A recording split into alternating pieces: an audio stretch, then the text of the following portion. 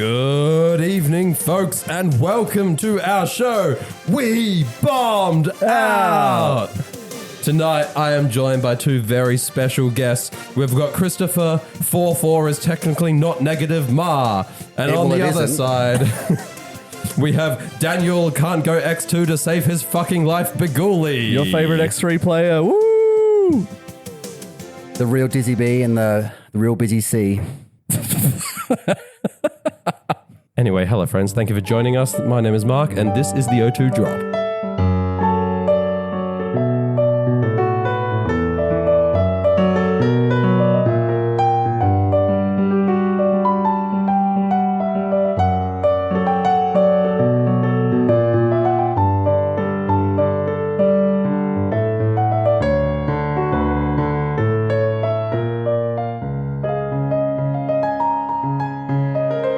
Play the same game show music, Joe. Is that very 80s? I'm joined by Chris Ma. I am here. I have a lot to talk about because I've got a lot of shout outs, and Brisbane was a sticky mess, and not in the good way. Well, it was in the hotel room, but we'll get to that. I'm also joined by Daniel Biguli. Hello, friends, enemies, and acquaintances. How did you say enemies? Because I think we actually picked up a few subscribers from the people who beat you guys over the weekend. Yeah, that's true. So shout out to you. If you beat one of our panelists that you're listening to right now, let us know. It was mainly my opponent that subscribed. Well, it was 50% of your opponents that beat you, but that's beside the point. Wow. So, tonight I think we'll do a bit of a Brisbane debrief since we were all there. Joel can't join us tonight because he's still there, or at least he's currently on a plane coming back. And Ethan didn't go, so he wasn't allowed to join us. He wasn't invited to the Not invited. Yeah. I changed the locks on my door. We've got a big Brisbane Regionals recap. We've got Gdunst. Yeah, but I don't want to talk about it that much because that took a lot of attention away from Brisbane where we were casting. So True. And you did we'll give them about as much attention as we got because of them. And as I pointed out before, I think Gdunst sounds like the Netflix intro. Does. It really does. We need that as a sound bite. Yeah, we do. We do. Joel, get on it. He just makes me do it. I like it. Dan. And yeah, Reg F's been announced. I guess we can... Regulation F is coming back. No, I don't know why you two are so excited over this. Because it was my only X2. No. I did really well in Reg F.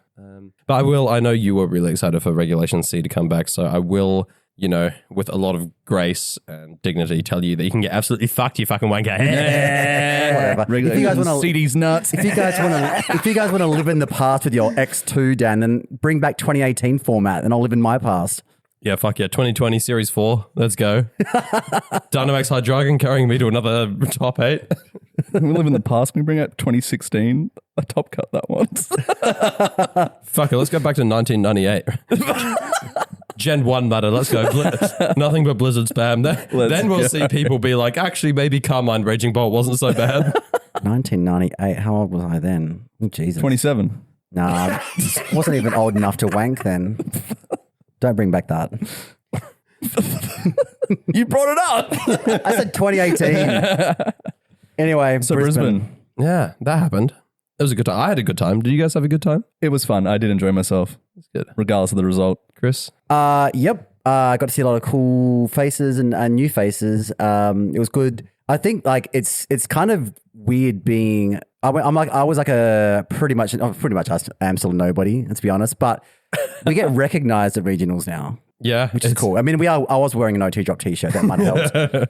But people are like, "Oh, yeah, I listen to your podcast," and I'm like, "Oh, that's cool." It is. It's a really good feeling, honestly. I love it when people come up and say that to me. I just speaking of the people we ran into, I really want to shout out Matty B, one of our subscribers, all around great bloke, because after I gate kept him from day 2 for literally 0 gain for myself last Brisbane Regional Championships. I'm actually really upset that you did that, by the way.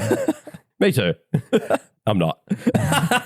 Got the dub. Get good, Matty. And then after that, a couple of weeks ago, we were doing Brisbane practice in the Discord. I beat him and sent him into a bit of a team crisis. And then on top of all of that, he was in my hotel room when I got back from day 1. I went over and I just completely forgot his face. I was like, who are you again? Oh no. Sorry about that, Matt. I'm your number one fan. What do you mean? I just, for some reason, I remember him having glasses when we played last time, so I You don't just know. have this narrative in your head and you beat up some nerd. It's like, I'm the jock. No day two for you, idiot. He wasn't a nerd. He was running Zacian Reggie Drago. That was based as fuck. Yeah, true. I think like current format, because like every CP matters. I think if you had a chance to like crack top 64 by getting like say you were X3 and you wanted to go 5-3 and try and get into like that top 64. Yeah. Fair enough. Back when you did it, No, I had a chance to get points based on my ranking. It but were just you so going happened. to Worlds though? Well, Brisbane was like one of the first Saying regionals I if you played that can't season. cut, scoop to a mate. Yeah. He wasn't a mate yet. Yeah, I didn't know who the fuck he was. Sure. All I know is he was some guy who offered me $50. He legitimately had $50 cash to offer you. Did he? Yeah. He told me, he's like, yeah, I was ready there with the cash to give it to him. Not that we endorse bribery. No, of course. And Just that's good to him like- for free. I didn't take it. And he obviously wouldn't have actually done it, and we all know that For was legal a joke. reasons, that's a joke. Exactly. Yes, he would have we done it in don't Minecraft, endorse it. maybe. We don't But endorse it unless it's a McFlurry. We don't endorse it. We know But like, you know, if I knew he was serious, $50 is $50.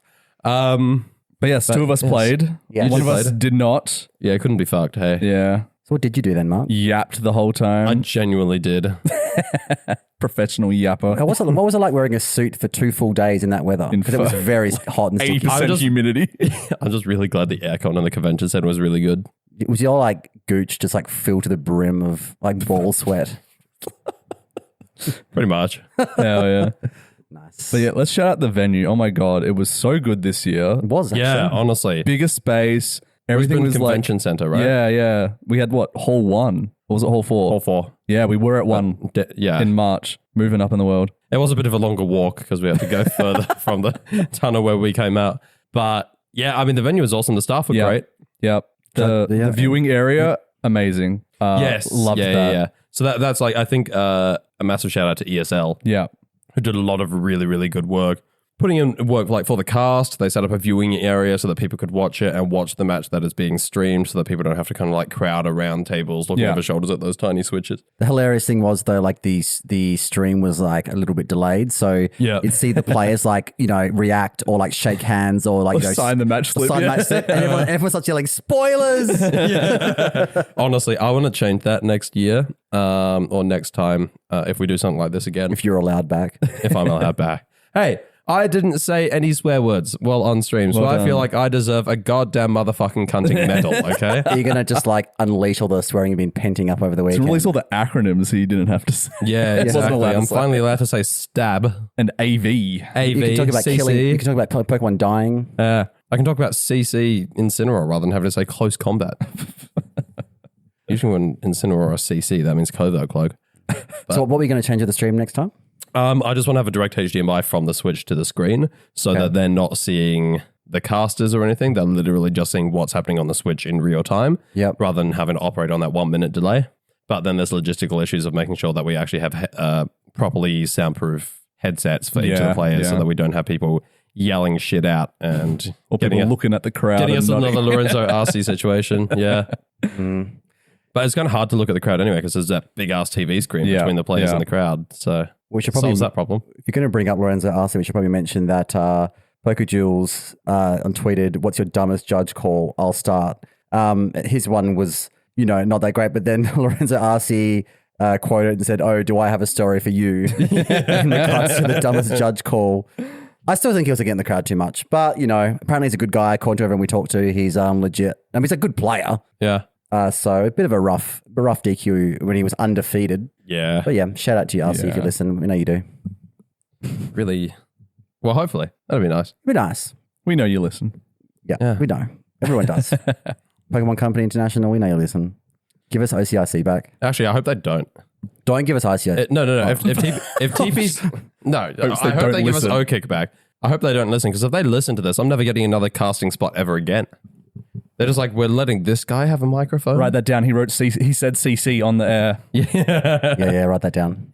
Assassinated. And it's just like, oh, did you see that Earthquake didn't quite kill that King Gambit, and they're just like, Pokemon, don't die! So if you're listening, Big Picker, just know that the person you heard using acronyms, that his name is actually Harrison McCoward. And he should not be allowed to cast again. Hey, you need to be nicer to Harry because he mentioned a tweet that he was actually going to like completely cook you, and he's like, actually, I don't know this guy well enough. I don't want to be like just a complete dick to someone I don't know. Yeah, I don't want to just start beef with someone on Twitter for no reason. Not that anyone in this room would do that. People start beef with me for no reason all the fucking time. Yeah, I'm talking about you, never the the wizard, instigator. Cameron. I'll get to you in a minute. He just grabbed his notebook as he said that for our listeners. Like he's grabbing his list. The physical list has arrived. Yep. Fuck, I hear it's getting expanded after this weekend. Oh, yeah. Should we talk about our runs then? Since we've got the list, we've got the notepad. I brought my notepad as well. I took too many notes. That's my problem. I'm going to get to this. I think I needed to listen to Sierra Elsbecker better, but she said like just take no notes. She wrote down like what they led and like that was it, and I did like turn by turn recap, and I regret it. I took hella notes day 2 in the casting booth because we didn't have the same overlay they get at regionals where kind of like it grays out a Pokemon when they faint, and Look, he said faint. yes. Good. I mean, You've trained yourself. What happened to the I old have Mark? genuinely trained myself. Bring out back of it. old Like, Mark. I'm not even kidding. I was practicing in conversation, doing it the quote unquote correct way. But because we didn't have the overlay and you didn't see when the Pokemon got brutally fucking murdered. There we go. Is that better? Got curb stomped, taken out behind the Once shed. again, this Capped, murked. Once again, this is Harry talking. That's saying these horrible things. Bite the curb. Yeah, exactly. But yeah. So you could kind of see when the Pokemon fainted, and I fucked up one game because I'm just like, that is going to pick up both knockouts, and that is going to send. I can't even remember who was playing it. It was like I think it was Yoav, wasn't it? Yeah, I might have been Yoav. Yeah. It was Yoav against. It was top 8 to go into top 4. He was like winning to get into top 4. No, this was day 1. This was the winner. for his right. day 2. Shit, okay. This was the winner in, and he took out both Pokemon, and I was like, and Yoav is going through to the final round, and then the person sitting next to me is just like, there is actually a Pokemon at the back. I was like, oh, shizzle, because I can't swear on the stream. Did you actually say, oh, shizzle? No. I was going to say I'm so embarrassed for you. I was like, oh, there is. And then I kind of like played it off a bit because it didn't fucking matter. It was like that one Pokemon left, which then immediately got annihilated, and Yoav won. But it was just like I jumped the gun like crazy. I honestly, even when I'm playing games and I'm taking notes, I forget people have got a Pokemon left in the back sometimes. It happens. Did that happen to you guys? No, when I'm at regional, I'm writing down, hey, I've knocked this out. Put a cross through it. Really? Yeah, I haven't done. yeah. I don't do the. I should do the cross. You should do the method. cross. I'll share my note taking method with you later. Ooh. Ooh. There's also the I don't know if it was or wasn't, but I think the logo, like Pokemon Championships logo, was on top of like where you would see the Pokeballs for the opponent's side. And obviously when the Pokemon faint, they get grayed out. Yeah. They're yellowed if they've got a status. So basically, you're saying it wasn't your fault; it's everyone else's fault but yours. Oh no, it's still my fault. If I was just paying attention, I would have called it out right. But that's so on day 2, I just started taking notes. I wrote down every Pokemon as it hit the field.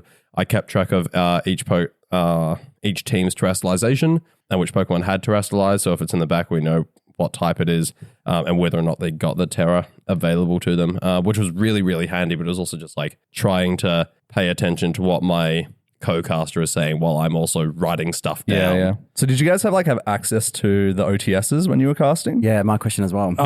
Yeah, look, so day 1, it was really, really tricky because essentially we had the 6 Pokemon they had and we tried to talk about them to the best of our ability. But like the only access we had to the open team sheet was just like a quick photo that the person down on the floor snapped of each person's team sheet and messaged up to us, which we then had to like try to zoom in and scroll across, and it was kind of not very practical. So we just tried to have a quick look as best we could and then go based off that. But that ended up resulting in when we made the same mistake that Nicholas Khan did in round 2 when we didn't realize that Diego Fiera's Farigiraf was Sap Sipper rather than Armatail, because I was like, oh, Woodhammer, that's going to be a problem. It's Sap Sipper. Yum, That's yum. like I like that surprise reaction makes it more authentic. It was, yeah, it was really fun. It was one of my 3 favorite moments from across the weekend. But, you know, that was quite tricky. But day 2, we had a chat with the judges, and because there was only 31 people in the second day, we were just able to get them to manually print off each 31 nice. That's cool. open team sheet. Then ahead of time, we just found the two, had a quick look at each person's team, and then had them in front of us that we could refer back to, especially during the games. We could call out. Oh, I actually wanted to ask you about that because in the stream footage, the camera's pretty much at like desk level, and so you can see your hands and like you can. So I was like, because I would want notepads so I could actually like, first of all, like all of you, we had players from a lot of other countries turn up with like, you know, hard to pronounce names and like, so I would want to have notes or like write down things I'm going to mention about their teams, stuff like that. But you can't. Can you just have that in front of you? No. So where do you have your notepad?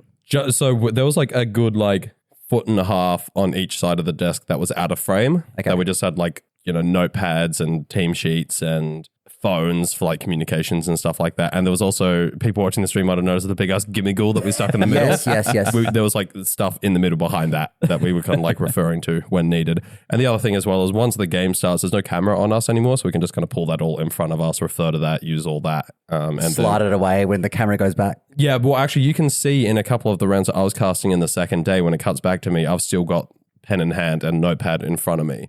I don't think that's a bad. I don't think it's a bad thing at all. Like news reporters have a pen and paper. Yeah, exactly. And I was actually using it to gesture. It felt quite good. I'm not saying you're a real journalist or anything. Real journalists get paid. You didn't even get a staff kit, and I didn't even get any regular promos. You tried so hard. Yeah, we're just you're like, oh, if I ask every judge individually in the room, one of them will say yes. No, it was more a case of we got a go ask your father situation where everyone we asked is like, go ask that person over there, and we just kept bouncing from person to person. But for context, the playmat and card that people get from attending, so judges and the organizing staff, they all get a staff playmat where says staff on it, and then a staff promo card. It's worth about 5 times the price of a regular one. The staff promo card from this regionals, the Lily's Determination, is going to be so expensive. I didn't even want it for that. I was just going to stick it straight in my GLC deck, but like it would have been nice to have. So Harry and I were just kind of going around and was like, hey, we were basically staff. We broadcast the thing. Yeah. Any chance we could get one? And they're just like, no, because they're like allocated very, very specifically based on like applications and the contracts that the official staff members have. And then I asked, that's cool. Can we just get like a normal, like unbranded playmat and promo card that all the players got? And no. So you didn't even get the booster packs that spectators got. Yeah, that part. Yeah. You'll have to you know what they'll do with the leftover stuff is it'll end up in the prize wall in a few regionals time. they do. You have all the old regionals mats end up on the prize wall. Yeah, for like 30 or 40 tickets or something like that. I saw those. Yeah. Do you like me? Are you a Giovanni Mewtwo fan? I do actually quite like the playmat. It's a nice, so if there's any Perth VGC players who still have their playmat and don't want it, hi, hello. Yeah, your good friend Matty B. Yeah. Yeah. Sure, he'd do a favor because you did a favor for him. Oh, wait. You know what would be really funny and like ironic is like, hey, can I have your playmat? And he's like, sure, and looks me in the eyes and says, $50. That'd be a bargain, actually, I reckon, for that mat. I reckon $50 is good. Yeah, 50. I think $50 is about what you'd expect to see on Marketplace for like the ones that they're not the top doesn't 8 have top 8 or champion or staff. The champion one's going to be worth a shit ton. If Kaito decides that he wants to sell it. Yeah, but and what was sick was the Good Games pop-up store was buying prize packs. Oh, sorry, the booster packs we got for prizing. Really? $9.50 a pack. Yeah, $9.50. Fuck. Yeah, it was pretty good. Okay. Just like sell it in the venue. Didn't have to deal with Marketplace. Yeah, that's awesome. I just sold it to some local person. Yeah, nice. I didn't get any packs because I'm bad at the game. Do we want to talk about like the winners team, Kaito's team, and like top 8 first, or we want to do our tournament runs first? Mark, you're the host. You can decide. Oh, good question. Let's do tournament runs first, and then we can talk about notable teams. All right, Dan. Me first. No, I was saying, how do you want to set No, this? you can go. Go for it. All right. I'm going to make it snappy because I don't want to like spend 40 minutes going in detail. Well, you keep it brief so you'll only talk about your wins. But where's your soundboard? Come on, host. Oh, wow. Okay.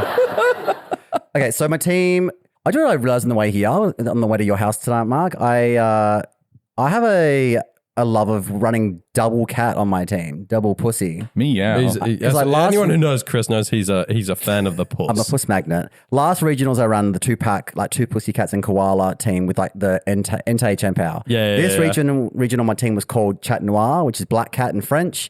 And it is, I had Did you say Chat Noir? Chat Noir. Yeah, Is that better? Good. Yeah, very well done. Thank you. So you've been playing yours head to A. Vivian. And there was a Vivian on stream, actually. I love that Pokemon. Round 1, Kieran Singh defeated it. Good on you, Kieran. So I ran Incineroar, Meowscarada, and I honestly still think if you're listening and you're going to Reg H event, like the Double Cup this weekend in Perth, for those listening in from Perth, GC this weekend. Meowscarada is so fucking good. It just deals with like so many threats. Goldengo, they can't Terra Water in front of it. Dondozo, gone. Like it's got Sucker Punch. It's got Focus Sash, so they have to like double it or like it's good for stalling out Trick Room. It stops Psy Spam team because of the dark typing. I just loved it. Love Meowscarada. Very good Pokemon. Would recommend. Even just like an Archaludon that's got a few defense boosts and it's on like low health and you can't get through it with physical attacker. That Flower Trick crit still does a chunk. Okay. It's really good. Love it. All right, so I had the 2 cats. I had Goldengo. It was a metal coat, nasty plot, Terra Water. I had the Terra Normal, like sort of turbo modest Blood Moon Ursaluna, which is a huge, like that Pokemon. I just Terra Normal Hyper Voice like carried me through a few games. Oh god, yeah. Yeah. Terra Normal Blood Moon takes out basically anything that doesn't resist it. Yeah. And then I had Bulky Covert Cloak, Terra Water Whimsicott with Encore, and it had Fake Tears on it. But I think I probably clicked Fake Tears like twice the whole tournament. It did come in handy though. Like when I do would knock off and Fake Tears into like a Archaludon to set it up late game to just sweep with like a special attacker. So that was good. And my last Pokemon was Cleavor. Shit, yeah. So I did have a team crisis or a team crisis, as everyone knows it as. Got in on Thursday night. Friday, I got up and realized, holy shit, my team just can't kill an Incineroar. I don't know how I got to this stage because I have had this team for a while. Got to the day before regionals and realized I fucking can't kill an Incineroor. I had back. Fuck's sake. That's probably a problem to have. Apart in from basically any regulation. Yeah, I know I have Blood Moon Ursaluna and Goldengo can maybe force its way through after a couple of nasty plots, but like it was tough. And I didn't have a very good answer to Incineroar and like Sneasler. Sneasler was my team had like 5 fighting weaknesses or 4 fighting weaknesses or some shit. I was like, okay, something needs to go. I dropped back Excalibur. Scale Shot, it was a bit iffy, and back Excalibur, like Ice Steel Scale coverage. Shot only 90% accurate, so instead you decided to replace it with Stone Axe. I did. And I only missed once. We'll get to that. But nice. I try to feel the crazy shit in the team builder, but I legitimately thought, okay, my team needs to deal with Dragonite, it needs to deal with Pelipper, it needs to deal with Incineroar. I looked at the things and I thought, wow, Stealth Rocks goes hard in this format. It's like, we did Volcarona just one kadunks, spoiler. Like, getting Stealth Rocks up, I was like, wow, why does no one do this? Like, I know Stone Axe can miss, but like I ran a Adamant, Max, Clear Amulet Cleavor with Stone Axe, X-Scissor. X-Scissor just wipes out Rillabooms and does a chunk to everything else that switches in. Yep. And then I had the third, I had Protect, and the fourth move I switched from like Tailwind. I tried. I was going to run Rock Blast, try and kill Sash Pelipper. With no loaded dice. Yeah. I know. I ended up settling for close combat because Dan pointed out that fellow team builder in the group. Hello. Hi. Suggested, why not close combat? Because otherwise you can't beat King Gambit. And I was like, okay, yeah, fair. So... for Terra Dark, hit it with that X-Scissor. True. Exactly. But Did you end up close combating any King Gambit over the course of the weekend? I think I played against one. I think he did. I'll have to get to my recap. Sure. But the Stone Axe, holy shit! Like that. I did it Adamant, and because I wanted to like basically guarantee KOing pretty much any non like max physical defense Incineroar. And it paid off because I think I took out about 6 Incineroars with Stone Axe. So a torrent run, round 1. I should probably point out that I probably only had about 5 best of 3 matches on Showdown with this team before I locked it into RK9 the night before the regionals. Yeah, that's because everyone was yelling at you. It was like, if you play any more Showdown, you're going to kill your mental to the point of no return. Yeah, I think it showed in my performance though, because I think my team was good. I don't think I had my lines established, or like when. Sorry. Are you saying a team that you cooked up the day before you weren't entirely prepared with? No, I wasn't. I'm fucking shocked. Yeah, no, like I didn't. Should have had that team like 2 weeks before and had all my lines down pat and knew like what to, had my notes written in my notepad. None of that. If only there were a bunch of local events you could have attended to test out. I attended all the team. I didn't bring this team though. What did you with pull at the last, unkempt lines. My goodness. Yeah. I did. Like, sometimes you have the right 6 Pokemon to beat any team, but you don't know which to lead, which to hold in the back, and when to switch and what. And I didn't have that, so that's my fault. Related question, Chris. What did you pull the last pre-release you went to? Anything good? If this is continuing the Joel Walraven jokes about me going to and Scott Wilmot, I know you're listening to my jokes. But I went to a pre-release like 2 months before a regional, and everyone's like, "You should have been practicing for qualifying for Worlds. This is why you have no CP." I need a life outside VGC. That's why I shouldn't probably be doing this podcast tonight. But it's fine. I enjoy going to a pre-release. I like pulling the new cards and. Are you going tomorrow? No. Oh, actually, maybe. I haven't registered. Oh, I've registered. You have registered? I did. I registered like 2 months ago. Oh, shit. Don't listen. I'm not going to a pre-release tomorrow. No one. Well, you don't want to start 2 days cooking. ago. Oh, my God. Mark, I completely forgot. I'm the worst. You're welcome, Mark. You're welcome. Okay. Round 1. This guy he was from Taiwan. Really embarrassed because I can't pronounce Asian names very well. Chi Lun Yang. He was like top 8. Marco's son player. Okay. Okay. Chi Lung Yang from Taiwan. I had no idea who he was. He was a lovely guy, but like I looked at the 6. I thought, okay, it's a Sun team. I've got a Cleavor. I have a Rock move. Most of his team is like there was a Charizard. Charizard loses half of the health when it comes into stealth. Yeah. Box, So I was like, I've got this. So I led Wim Cleavor. I was like, fuck yeah, Nice. Tailwind, Sonax, let's fucking go. He goes P2 Incin turn 1. Yeah. And I terrored and blocked the fake out. So I got the axe off and it hit. So were you Terra Ghost on your Cleaver? Yes, Terra Ghost and Cleavor. So which I had to do a lot this tournament. Yeah. I mean, if it's your instant answer and you don't have an answer for fake out on the Pokemon, it's not a very good instant answer, I will say. Yep. He basically like from what I can see, I think the Incin died to the axe, but the P2 got the Trick Room up. He brought in Ursaluna.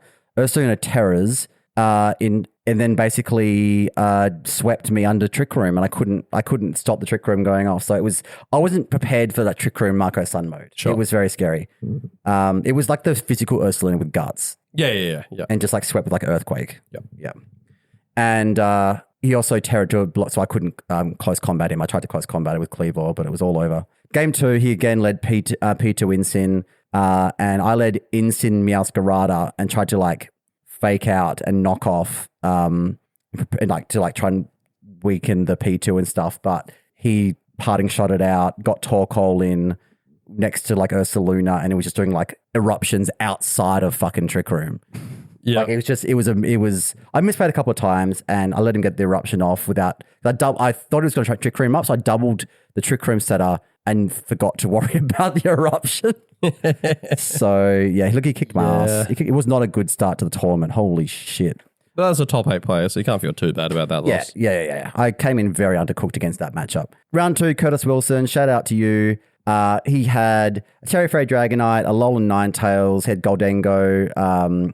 He had Incineroar. It was like he had Specs Goldengo. It was a better matchup. I led Women Cleavor and Stoneaxe Gem turn 1. Then I switched in Mainsin, and I hate doing tournament recaps because it's like trying to make sense of the fucking chicken scratchings. Do you know what I found out? Like I spent so much time writing down like what switched into what and what lived what and what took, which attack I clicked. I was scribbling furiously after clicking the buttons. I would be missing things that were like happening in the turn, like playing out. So I'd be like, shit, which one went first? Oh shit, like what attack did he click? Like did he do nasty plot? Like, I think note taking can very much be a liability. You've really got to make sure that you're focusing on the game, thinking about everything, and the notes should be really kind of, I guess, tertiary to all of that. He did. I felt like a real VGC player at this tournament because I had AV. It was an AV Incineroar with U-turn over parting shot. And it was very, very bulky. And I was pivoting that Incineroar like a motherfucker all weekend long. And I had his Dragonite down to like -2 in the end game. I'm like, oh yeah, like I'm playing like Wolf Glick over here. Like, I'm really like positioning well. And then he just hazed the Intimidate boosts away. But it was too late. I had the momentum. So my Meowscarada KO'd his Specs Goldengo. Nice. And then game 2, he led D-Nut Incin, I led Cleavor Incin. And his Incineroar lived the Stone Axe. This is the first time this tournament so far that something lived it. And he lived it on like a sliver. Then he parting shot it out. And then I was like, well, you can't come back in because it dies. So I was like, well, there goes the Incin. It's effectively dead. He got Veil up on Ninetales. But then he had like his Goldie locked in to make it rain. And Incin like AV just like eats those up. I got like he Terra Fairy'd his Dragonite to stop the Stone Axe from like killing it. Yep. And then it critted anyway and killed the Terra Fairy Dragonite. So sorry, Curtis, about the crit. But I felt like I positioned well for that. Round 3, Layla Montgomery. Great to see more females in Pokemon. Loved it. But she was fired up. She had a rain team. It was like Basculege and Pelipper, Archaludon, or if you're Joel, it's Calliodon or whatever he bloody says. Archaludon. Thank you, Archaludon. You're still not saying it the way. Oh, because I can't, because I'm not, Joel. I'm not hard-hearted. And he had the Rillaboom. The Rillaboom was like a loaded dice bullet seed Rillaboom. So it could like it was like max attack, max speed. Yeah, but you can also side bullet seed into your Archaludon. Yeah. So the first thing she says when she sits down was like, oh yeah, like I told my friend Cameron, like who was playing this round. And as soon as you've heard your name, he's like, oh, you gotta smash him. You gotta beat him. Make sure you win. And I'm like, okay, who is this Cameron guy? She's like, oh, yeah, like from, he's a Melbourne player. Oh, DeWizard. And I was like, who the fuck's DeWizard? But I was like, okay, all right. I have an enemy that I didn't even know I'd sliced, but that's fine. Are you on Cameron's list? Apparently. So game 1, she actually kicked my ass. I led Wim Meowscarada. I thought that that would be like a good lead into like a Bascalibur. Not Bascalibur, sorry. A Basculegion. Hey, I can't fault you for that because I think in the final match, both Basculegion and Archaludon, I accidentally called them Bascalibur like 3 times. There's so many Basque names. Well, but one's a dragon type, the other one's a back. The thing that made this matchup hard, it was like usually when you see a Basculegion, it's choice scarf or choice band. Yeah. And they can't stop you sucker punching them, right? Or whatever. So you just flower trick the shit out of them. Or you flower trick the shit out of them because it can't kill a Meowscarada. But the issue was this one was Mystic Water Protect. Damn. Yeah. Okay. So that made things a little bit spicy. So shout out to Layla for that spice. So I did in game 1 manage to kill the Calodon. I did the fake tears and then like made it rain, KO'd it through. Like I knocked off the AV like turn 2, I think. Yeah. And then like I fake tears turn 3. So I had set it up to kill it, which I think was good strategy. But then game 2 and game 3 I won. So she went for the Whimsicott beat up into Archaludon body press play turn 1. I switched in my Goldengo into the predicted slot and got it right. So the body press did fuck all. And I got like Tailwind up. I got like, I switched my Ursaluna out. That's why I was like, it's got a body press the Ursaluna. So I switched that out into the Goldengo. Got fake tears off on the bridge again. And Meowscarada popped off as well. And then game 3, a Rillaboom and Basculegion lead versus Meowscarada and Goldengo. I got a Shadow Ball KO on the Basculegion. I think it's one of those situations where you're like, oh, like the Basculegion is probably going to protect or Terra. But sometimes you just like the obvious play is the right one. So I Shadow Balled the Basculegion and sort of called the bluff. Yeah. So that just KO'd turn 1. And Basculegion did actually try and Terra Water Wave crash the Incin, but I'd like switched it out. And I got the fake Whimsicott fake tears up. So apparently I did click fake tears a lot because I clicked it 3 times this match. You said you only clicked it twice. I lied. You liar. I'm a lying bitch. This is why Cameron hates you. Yeah. I basically just spammed Make It Rain with Goldengo until I won in game 3. But yeah, and I felt bad because gameplay. when you smash someone game 1 and you're feeling good and then you just make a couple of misplays in game 2 and 3 and you just suddenly lost the set when you should have won. Happens to us all. Yeah, like I did it against Dim last year. Anyway, the point. Shout out to you, Dim. The point is, later. Oh, I'm sorry. I could see that you were like tilting, and I felt so bad. But also, I wanted to win so bad for this DeWizard Cameron guy. I didn't care about your mental. Yeah, I did track him down. I found out because he was actually sitting next to me in I think round 8, and Nick, subscriber friend of the show, Nick was playing against him, and I leaned over and was like, fuck him up, Nick. Like, you got this. You have to beat him. Because I saw like the Cameron like name. Like I knew it was the same guy. Because I'm not gonna dox his surname. But but I know Mr. DeWizard, right? Cameron DeWizard. Mr. DeWizard. And but we actually got talking. I was like, "Why do you hate me? Like, what's this? Like, why'd you send your minion after me?" And he pissed himself laughing. And then like Nick and I and like a few other people started calling him Gru because he had his minions. Yeah, my bad. Sorry, I started that. And I said like, you know, if you don't want me to say something nasty about you on the podcast, you better subscribe and like make it up to me, kind of thing. And he did. He subscribed. He did. And he hung out with you guys day 2, I think, and played some side events. But he's subscribed. And So hang on, let me circle back. What have we established? Why he's trying to say? He just knows he Chris. He listens to the podcast, and I think he just wanted to like fuck that guy up. Yeah, The podcast is always the most entertaining where that guy crashes out. You go beat him. Yeah, fair. literally. So he's actually was already a listener. I know he's actually subscribed because he wants to play Mafia. So.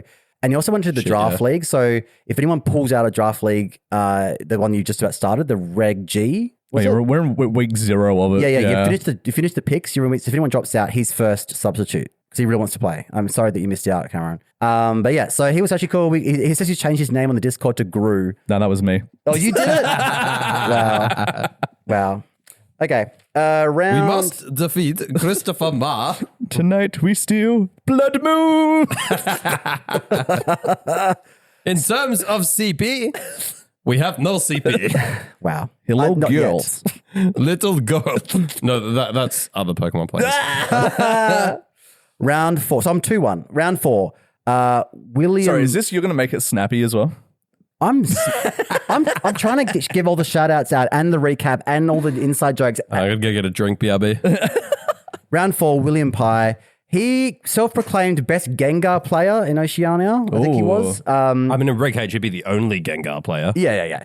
I asked him after the match. I 2-0'd him, but it was a fun game. A good guy. And I asked him after the game, like, why not just run Goldengo? Like, what does Gengar bring to the table? And he did explain to me that a lot of things that beat Goldengo are actually weak to Gengar, and is obviously a lot faster as well. So there was like a niche. He tried to describe the niche to me. I didn't fully get it. Sorry, a lot of things like what? Because the first thing that comes to my mind that beats Goldengo is King Gambit. So explain to me how Gengar's beating that. I don't remember the full set, the full move set. So it might have, but he had Rillaboom, King Gambit. He had Gengar. But the scariest thing in his fucking team was the Flame Breed Taurus. Or the Flare Breed, what's it called? Flame Breed? I think it's Flame Breed. Flame Breed Taurus. Fire Breed. The Fire Fighting Taurus. Galarian Tauros brackets the fire one. Thank you, Caster Mark. It was... Sorry, was it Paldean Tauros? Paldean, yeah. Paldean. For some reason I thought it's been around since last gen. That's how fucking long we've been in Scarlet and Violet. Blaze, yeah. Yeah, Blaze Breed. It was actually fucking terrifying because it's obviously very fast, has close combat against, like, I've got a fighting weakness on my team. And, you know, I'm not particularly fond of Intimidate either. And fire type attacks is also pretty scary when you've got like a Meowscarada and, you know, Goldengo. And so it was actually terrifying, but I did win. Cleavor got led both games. Cleavor the GOAT. The Ursaluna Terra normaled both games and Hyper Voice spammed both games and pretty much cleaned up. I must admit, game 2, my Ursaluna lived on 1 HP from his King Gambit Sucker Punch. And then he had like a Terra Grass Rillaboom, and I Sucker Punched before he went to, the only way he could win was like Terra Grass, Grassy Glide, and like try and sweep that way. But he like forgot that I could Sucker Punch. So I had to Sucker Punch the Rillaboom slot before he could get that. That was like he was planned. But like, yeah, Cleavor got killed. I led Cleavor both games. He was so scared of Cleavor. Both turn ones and both games, he doubled it and killed it before it did anything. So I was like, God, just let me get my axe. That's the old strat, especially in CTS, is if something hits the field and you don't know what it does, double it. Also, I'm still doing a mental catalog in my head of things that beat Goldengo, and I'm not seeing what Gengar does. You know what, William, William, a single fucking one of them. William, best Gengar player in Oceania, possibly the world, we don't know. Let us know. Please let us know if you're listening. What the fuck are you cooking? Biggest Goldengo hater. Because I'm just thinking like King Gambit obviously is probably Goldengo's biggest enemy. Gengar's not doing anything to that. Next on the list, Incineroar. What's Gengar doing to that? At this point, I'm just thinking, does Gengar just have Focus Blast? Well, it did have Perish Song. I probably should have mentioned he had Gothitelle on the team. He didn't bring Gothitelle Gengar Perish mode. He did bring Gengar, but not but not that mode. But yeah, like he had Perish Trap. Is not Golden Wolf Glick though. So. Is Golden Go immune to Parasong? Yes. I want to say yes because it's not a field effect. They're all individually targeted. Yeah, because I Yeah. know like the prankster interactions and stuff. I believe it's with immune. Parasong, so- I'm going to go yes. Lock it in, Eddie. It's immune. Round 5. So I'm 3-1. He's 3-1. impressive. So they should have blown the final siren, called it then and there. I reckon. Yeah. Stop the count. Stop the count. So then I had to fight. Speaking of minions, I had to fight in round 5 one of Dim's minions, Matthew Robinson. Shout out to you. One of Dim's minions. One of Dim's minions. And yeah, look, it was a 3-gamer. I won game 1. He had like P2 Insin, Amoongus, Physical Ursaluna, Kilowattrel. It was like Dim's team. Yeah. You mean the team that won the event? Yeah, that fucking team. In quotation marks. Yeah. So game 1 I won. I led Whimsicott, Ursaluna because I sort of talked about like what the matchup was into like the Kilowattrel, and I think like Tailwind plus like Ursaluna was the go. However, he kept leading like Incineroar instead of like I thought he'd lead something like Kilowattrel Bear or Kilowattrel Goldengo or whatever the other slot is. Is Goldengo the 6th slot? Golden Go, Amoongus, Incineroar, So Porygon 2, Ursaluna, and Kilowattrel. That I was super prepared for, and that's what because I'd actually talked to Kieran about this matchup. And I was planning like Tailwind Bear, just like hyper offense. Sure. He leads P2 Incin, and then game 2 Incin Kilo, and then game 3 back to P2 Incin. So it was a very different. He got me in the first turn every time. And yeah, I just didn't really have the leads. I did win game 1. I did manage to Flower Trick his Ursaluna and knocked off the P2, and my Blood Moon Ursaluna, I KO'd the Amoongus. I Terra Normal Blood Moon into the Amoongus, knocked it off, and KO'd it, killed it, as Mark would say on casting. And yeah, so game 1 was really good. I was feeling good. And then, yeah, he switched it up a bit, led Incin Kilo, and he got the Tailwind off. He faked out my Pokemon turn 1 and then like Flare Blitz into the Whim. Because I led Whim in Ursaluna again. And then I had Meowscarada, brought that in. He got the Kilowattrel. I really needed to break the sash on Kilo. And Meowscarada was like going to be able to do that. But then he got the Air Slash and got the flinch. And then my Meowscarada was basically like, it lost its sash, it's flinched. I lost it like a turn of momentum. His Incin was max speed, like because it was faster than my Blood Moon Ursaluna. So I couldn't like earth power it before it did its shit. Oh, rough, yeah. So that was really hard. The Air Slash ruined me. And then he had like Earthquake plus Thunderbolt. Like, you know, the old classic electric. Not quite Disquake. Not quite Disquake. But then game 3, P2. Thunderquake. I did. I mixed it up. I led Whimsicott Cleavor game 3. I was like, you know what? I'm going to bring the Cleavor. Let's just see how this goes. He's here. And it was like he had P2 Incin, then Amoongus and the Bear in the back. And I did get the axe off, and I Terra Ghosted so I wouldn't get faked out. I got the axe off into Incin. That was great. But then he got the Bear in under Trick Room, and I needed the Cleavor to live the Earthquake to be able to like kill the Ursaluna. Yeah. To be able to like that would have actually kept me in the game, and I could have possibly won in the end game. But the Cleavor was Terra Ghost, but it's a neutral hit with Earthquake. There was multiple targets, so it was like split damage, and Cleavor was at like, you know, really high health, if not full, and it's got a very high defense. I think it's like 130 defense, 120 defense or something. 120 defense, yeah. I don't think it's that high. It is. It's got a high defense stat. Look it up. I will check you on that right now. 120. I'm going with 120 defense. Cleavor's base defense is 95. Okay, as I said, 95 base defense. But It's like 70 HP as well, right? It's relatively squishy. Yeah, base it 70. does live an Earthquake because I've done this calc. Does it? Tell us about Well, it got a crit, it. so it died. And then Unfortunate. he had like, I doubled the Amoongus, but it protected. And yeah, it was just a whole mess. Have Anyway, you done the calc on whether or not close combat from Cleavor picks up the knockout on the Ursaluna? Because I don't think it does. It doesn't. it doesn't. But if you like chip it with something, Like those stealth rocks. yeah, exactly. Dealing that 6% Also, like health. it's just a coverage move. It's not there to win games specifically. It's just Anyway, I'm now 3-2, round 6. Ben Alexander, shout outs to you. He was a Volcarona player, and I've just written Volcarona rocks exclamation mark because both times it had to come in on like, turn 2 or turn 3 and take half its health. Yeah. He actually had done the HP so that it was like, it took 50%, but it was still in green. It had like the odd number. I was like, you clever little cat. Anyway. Clever Dickens. Clever Dickens. He's got the optimal EVs into HP.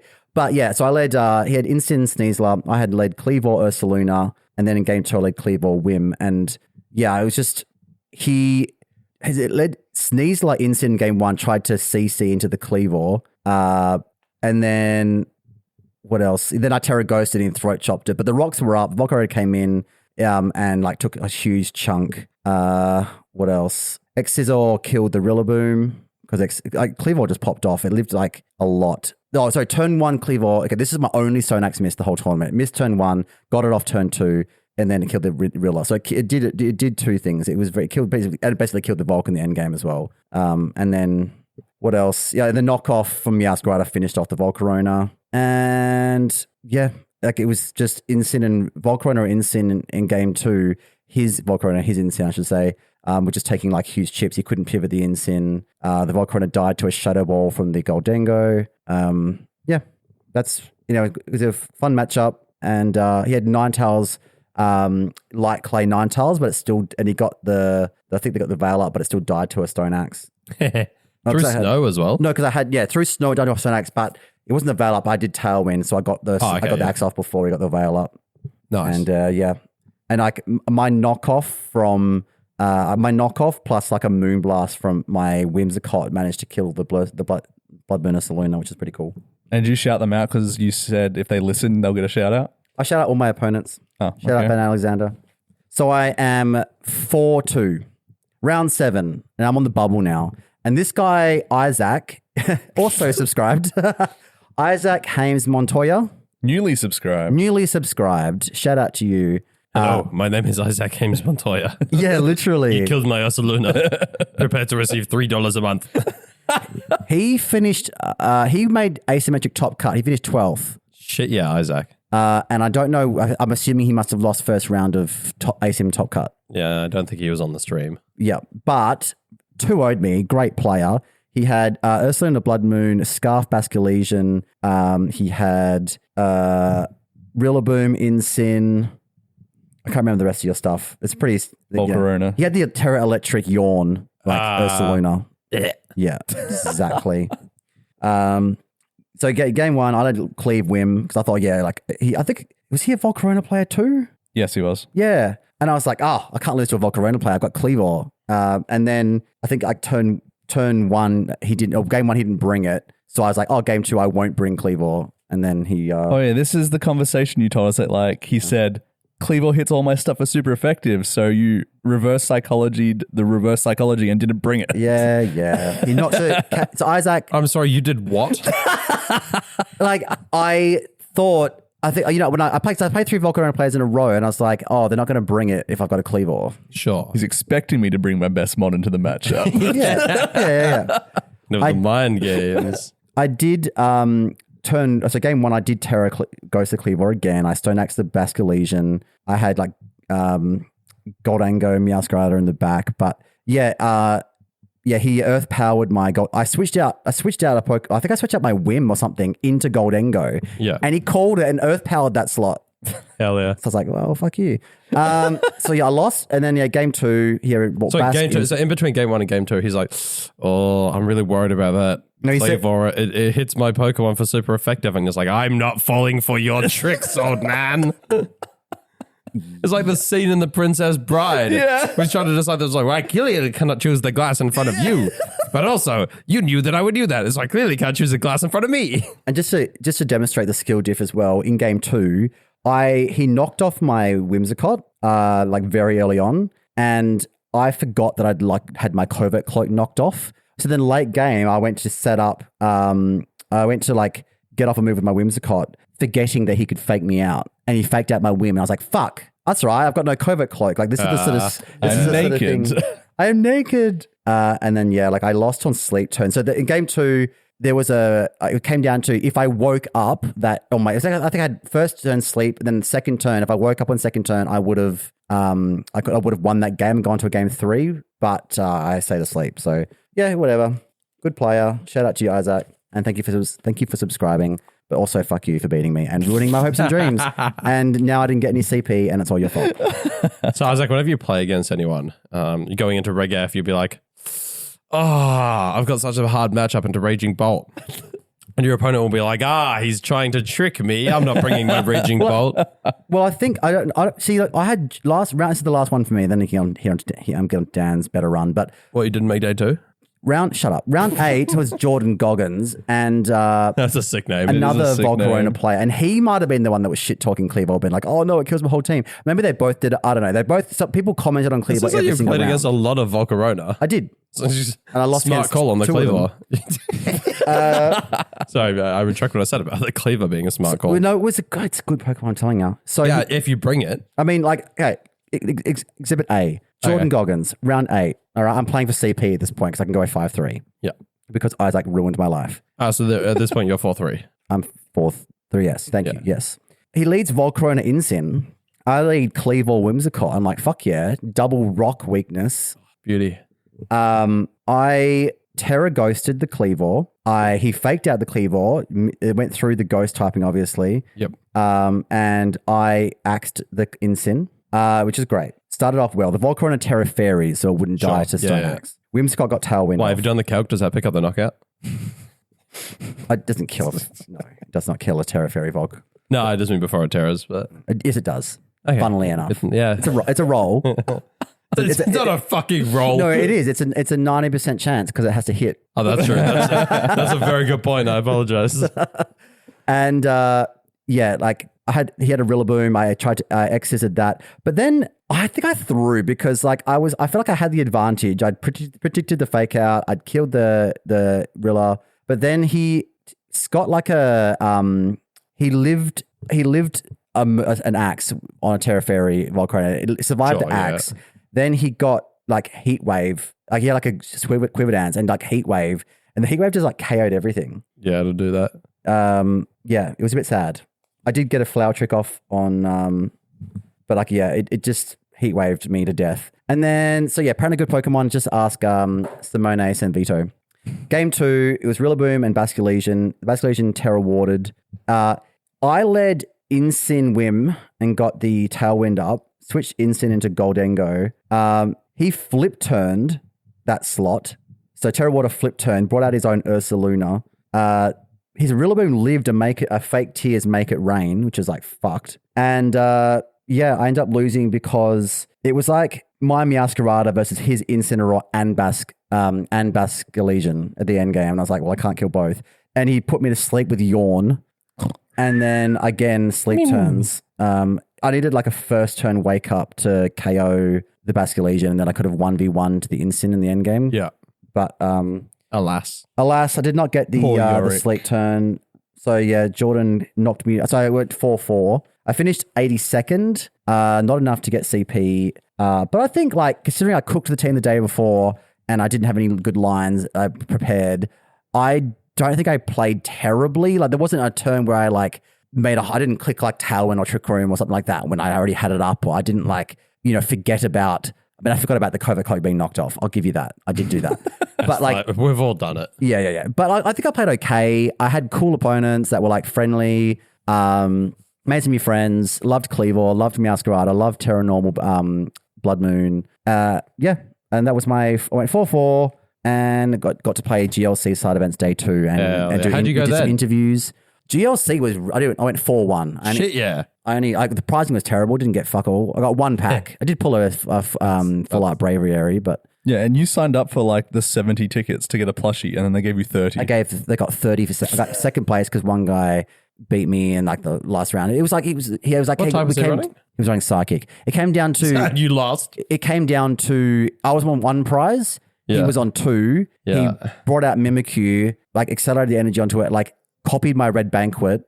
It was one of those psychic decks that spreads all the damage counters everywhere. Yeah. So my Goldengo, my Goldengo, geez, I'm thinking of VGC. My Guzzlord. Why would you be doing that on a VGC podcast? My Guzzlord. Keep telling us about Pokemon TCG. My Guzzlord had damage counters on it. Yeah. It actually resists psychic type attacks. 20, so negative 20 off the damage, but had enough chip on me where it could copy the Red Banquet, did 100 damage and got 2 prizes, and I like like a come from behind victory. So it was a really close game. But yeah, I almost won the GLC side event. But fucking Ashley Coe Won herself an entire Switch 2. The gambling queen herself. Yeah. Yeah, she won money Because to it was like, what, pokies. $250 to enter that one? $225. $225, yeah. Everyone walks away with a booster box unless you win, in which case you get a Switch 2 instead. And apparently not a booster box. And Bundled with Legends ZA, yeah. And bundled with Legends Legends ZA. ZA, She yeah. didn't have a Switch 2. That's pretty cool. Yeah, I mean, I can't imagine you'd really want to...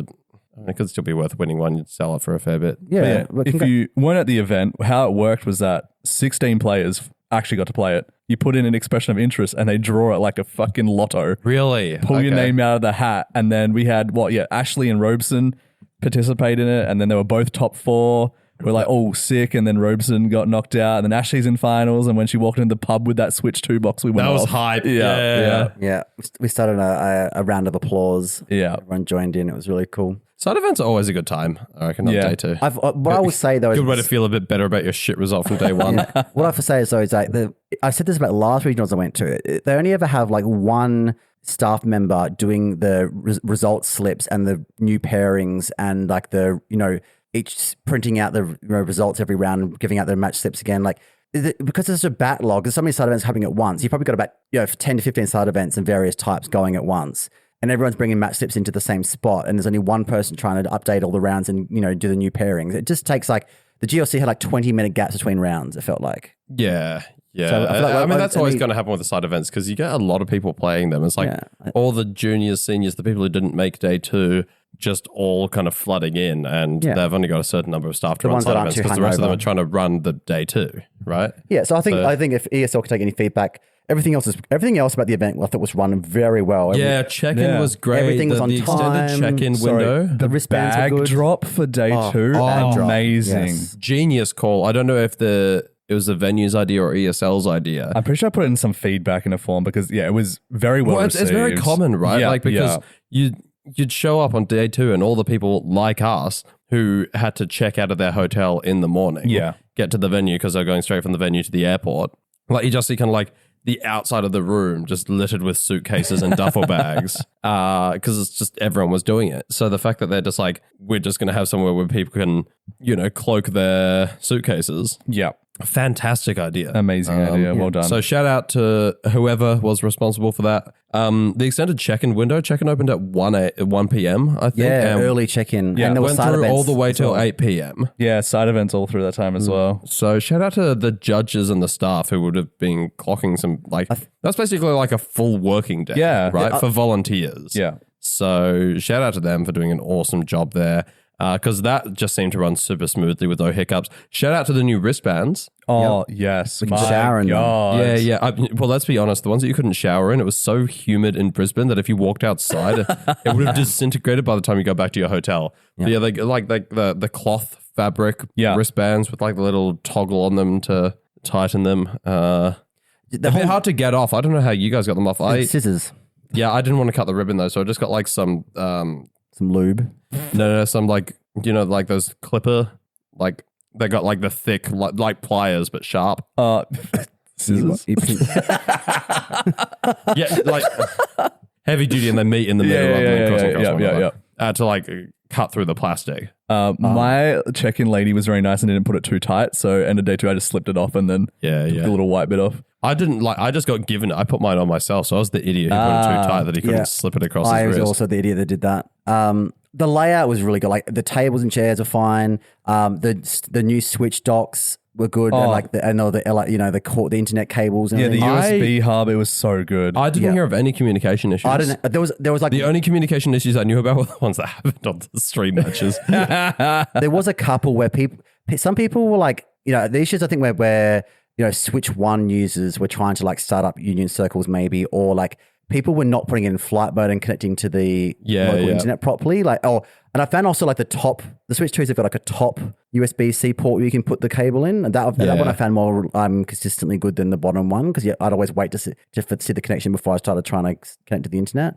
The disconnects, like I didn't see it ruining anyone's like run. No one got. I didn't hear about it from anyone. No one got a game loss for disconnecting or anything like that. Haven't seen it on Twitter. Haven't seen anyone mention anything. So I assumed like that was all really good. Yeah, so no, I I think had just in general, top tier. Yeah. Yeah. The one thing I said, Very well I think done. if I had to put if I did the feedback survey, if I can be bothered, I would say like maybe allocate one extra staff member and day 2 side events, like just like for the like because the Tom software that they use, he's a bit of a cunt, Tom. Tom, fucking Tom. Bloody Yeah. Tom. So yeah, I reckon a second staff member helping out with the side events.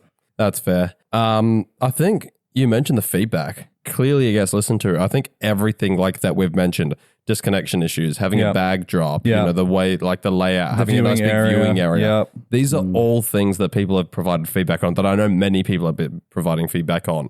This is the first event that ESL have done of the season, and clearly, in between seasons, that time they've kind of regrouped a little bit, considered, all right, what are our priorities? And they've done a really, really good job at listening to the community. Yeah, I don't think I have any proper notes. The only thing I was upset about was I did some side events and couldn't buy my T-Tar plushie day 0. So I had to line up right at the beginning on day 1 to get it. That was a massive queue right at the start of day 1 as well. I remember standing up at the casting office. I was just watching and they had to coordinate like shaping the queue like a snake so that it wasn't getting in the way of anything. It's like, all right, now curve it around here and bring it back around this way. I would want to give a very big shout out to the man, the myth, the legend himself, Alfie Morgan, who I gave my tickets to so he could get it for me because he was way up in the line and he got it. Yeah. You should have seen his face. He was holding it above his head, biggest smile on his face when he saw me with it. And if anyone who's curious what it looks like, go back and watch the VOD from day 1 because I stuck it on the desk. And then day 2 we had an identical one because Masto had one as well. Continuity. So, yeah, exactly. I think I support the decision to not give out prizes because I feel like the event doesn't start till the Saturday. They want to show off all the prizes people can get. I think it's weird giving them out Friday before. I agree. I was just like, I really want that, and they wouldn't let me have They don't even have one of all the good shit. All the interstate people and those sorts of people are gonna, and people who like, the people who didn't work on Friday, they're gonna come in, they're gonna register 1 p.m. on Friday. By 3 p.m., they're going to have done a bunch of side events. They're going to have the tickets. Yeah. And then poor people like Chris Marr who have a job, they're not going to be able to get there until later. Everything's already going to be gone by the time you rock up at 5 p.m. on the Friday. Look, it wasn't enough to put in a feedback form. I was just like, I want that. They won't let me have it. Meh. Shout out to people out there like myself, like Marcus Dion. Obama, shout out Marcus. Obama a medal. Shout out like Melbourne Matt. Those that have a job that struggle to keep up with the Pokemon scene. I support you. And I'd also like my final thing I'll say about Brisbane was that it was great to see all our O2 Drop community, our subscribers, our listeners put names to faces, hang out afterwards for a drink, grab dinner, grab lunch, whatever we did. Even if sharing a hotel room, whatever capacity we hung out. Even if it was just sitting around the tables and talking shit between rounds, it was great to hang out with everyone. And I hope you all stick around and continue to support us. Yeah. I feel like this should have come after my run because now it's like back into it. Let's get back into another shit run at Brisbane. Back into it. Let's hear about how X3 players go. That's me. All right. My team. If anyone watched that Toronto regional where Wolf Glick won with Parrish, I was running the Chopper team that came top 4. Nice. For those who were speaking to me before this event, you know that I was like completely molding and freaking the fuck out about Lele, Acro Sneasler, Seed Sneasler. Yep. Instant loss into my team. I'm just like, this is shit. I can't beat it. It's even if I can, it's super hard matchup. I even DM'd Carson, who was one of the fucking builders of the team. He's like, nah, bro, there's no future for this team moving forward. Har loses the Seed Sneasler. And I'm like a couple weeks out from the event, so I'm like, I can't fully pivot and have the same amount of knowledge as I have with the team as if I do right now. Would you say you were having a team crisis? I was on verge of team crisis, but I said, you know what? I spoke to my good friend Timothy Nurse, and I will simply dodge or beat the bad matchups. And spoiler, I beat the bad matchups. Hell yeah. So just talking about that team crisis, if you're concerned about Seed Sneasler, you could always run Terra Psychic, Terra Blast on something like Christopher Marr was considering putting on his Cleaver. Some of the shit you were cooking on that Cleaver, I think the set you ended up with was actually very, very respectable.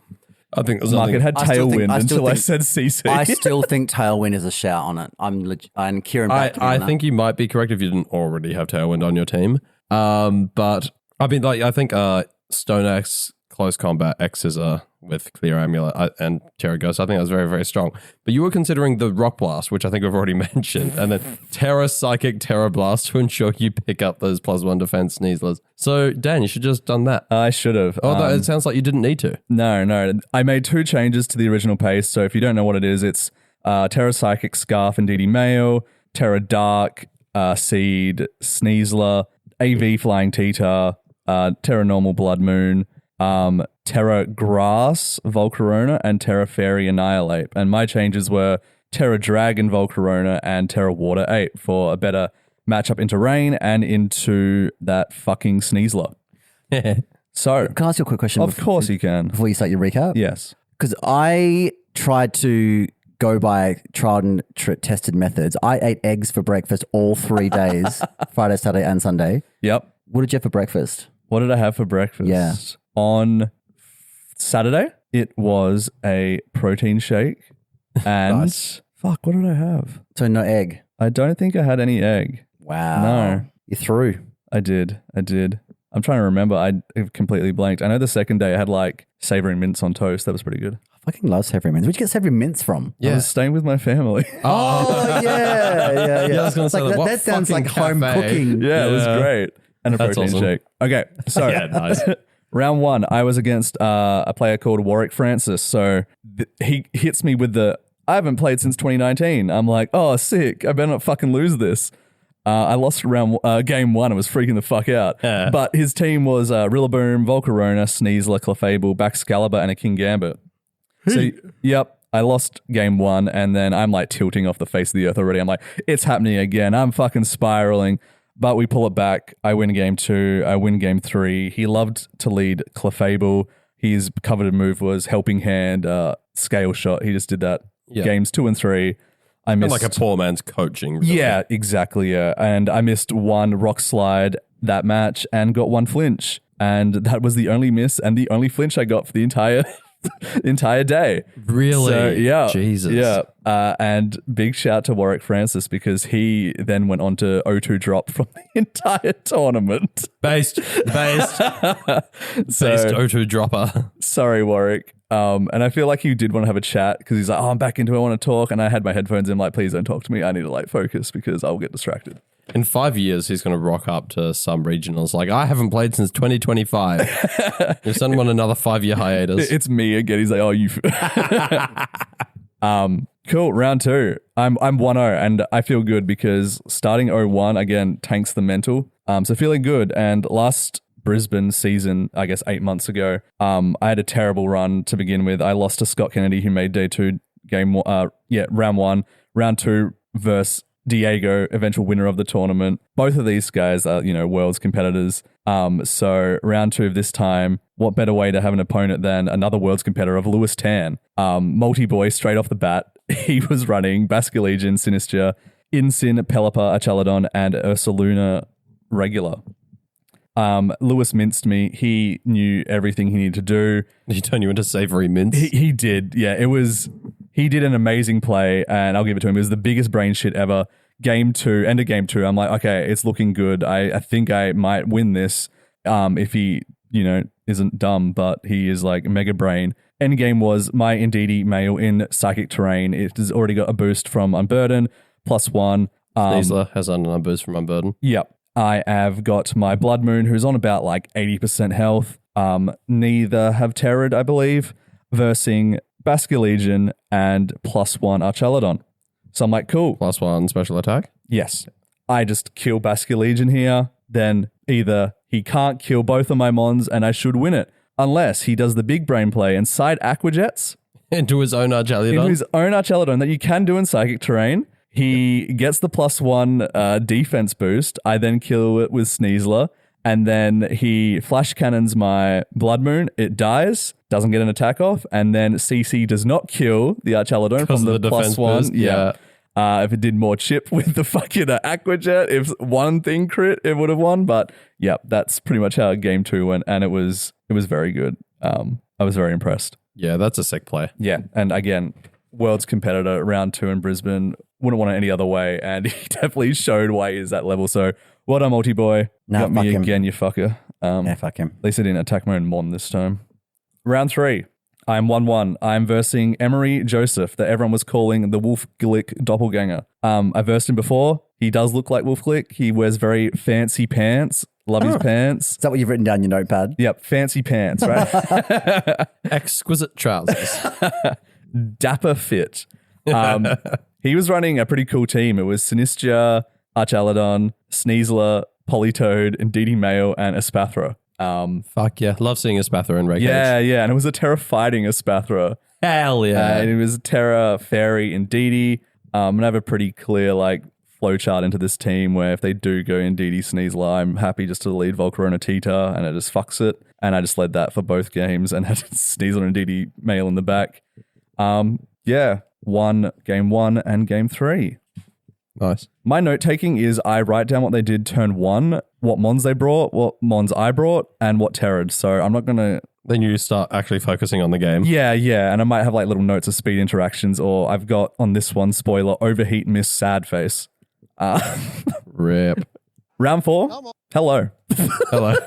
Round 4 was against Jesse Beard, who was running Sinistra, Dragapult, Annihilate, Pelipper, Whimsicott, and Archaladon. What, someone brought bubble tea, Sinister? Yeah. Dragapult was cool. It had breaking swipe. I've often thought about that. It's been in the team builder before. It Is that the choice band breaking spread. swipe? Yeah. Spread, and obviously you got to be careful they don't switch in like fucking King Gamble or some shit. But I don't know if it was Jesse, but I think that Dragapult ended up on stream. Oh, really? Yeah.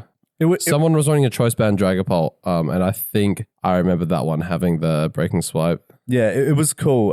It really annoyed my T-Tar Volcarona lead. Couldn't redirect it. Still got -1. It did get burnt because of the breaking swipe, which was funny. But that's funny.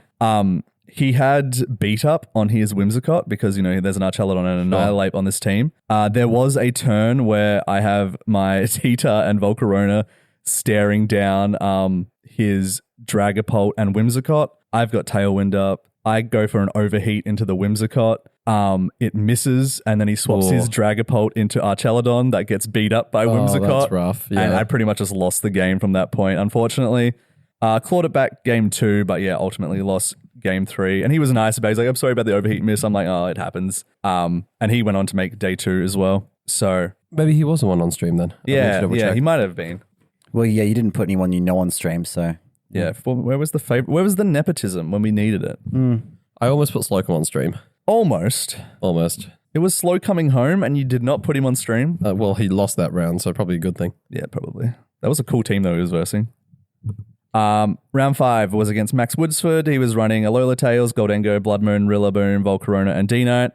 This is a very standard team that I had flow charted into. T-Tar kind of goes crazy here. Crazy. I lead T-Tar Volcarona. He leads D-Knight Volcarona. I'm sick. This is the freest rock slide of my life. So 2-0'd him. Nice. Felt good to T-Tar to pop off. And there's no other notes except he clicked Tailwind and T-blasted my Tyranitar. And then game 2, he yawned and protected. Those are the notes. Round 6. So X2 at the moment. It's always a lose and out from here. And round 6, I pair into a Perth local Pahul. And he's got an acrobatics seed Sneasler. I'm like, you're fucking kidding me. I was ready. His whole team was Basculegion. It was Terra Fighting, Scarf, Magma, Rillaboom, the Alola Tails, the King Gambit, and the acrobatic Sneasler. I do remember a lot about this because, it was a local. It was his first Masters. He just aged up. We did some scrims he was using different teams. So I've got a lot of, practice somewhat into this core. He led Magma, King Gambit game 1. I was always going to lead Volcarona and Blood Moon into whatever, and then that just ate Earth powers. And then game 2, there was a state where I believe I would have won on the spot if I did not kill his Basculegion with a Diaclaw and Expanding Force double up, so we didn't get a free switch in Rillaboom, but Diaclaw poisoned and the poison chip killed it, which means the next turn he got the free switch and just was able to win. And then game 3, I got a very nice burn on his Rillaboom because he faked it out. And then I just got to, his Sneasler was faster than Volcarona under Tailwind, which gave me good information. And then I was just able to win out that in the end there. Nice. So shout out Pahul. I'm sorry I had to make you X3. But that leads into my next round where I had to verse Robeson.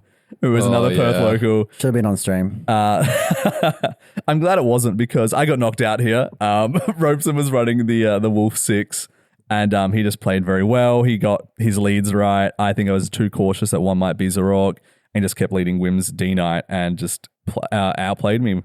There was one, I think, endgame where Goldengo make it rain crit my Indeedee Mail, which mattered and it OK'd it, but whatever, it's Pokemon. And I was just happy that me getting knocked out meant that a Perth player could progress further. Unfortunately, he also went at 5-3, so condolences, Robeson, but shout out nonetheless. And then last round 8, I'm like, okay, we are 4-3. I need to win this one 4 points because 40% of the 5-3s didn't get points. I was up against Chris Owens, who was running Rillaboom, Incin, Goldengo, Blood Moon, Smeagol, and the fucking Seed Sneasler. Was it the Tailwind Smeagol or just like a regular Smeagol? Was the Tailwind Smeagol. So for those who were around me at the time or in the Discord for the O2 drop, there was a hilarious screenshot where it got 3 speed raises in a row, which totally fucked me. It was very funny. Again, I'm leading Volcarona Blood Moon into this all the time. I set up fucking Tailwind so my Blood Moon can go first. He spored my Volcarona. He gets a speed boost, so my Blood Moon is no longer faster. So I protect it. Next turn it gets another speed boost, and it gets another speed boost. So I got a very funny screenshot of it being +6 speed. But I won ultimately because I just refused to switch anything out.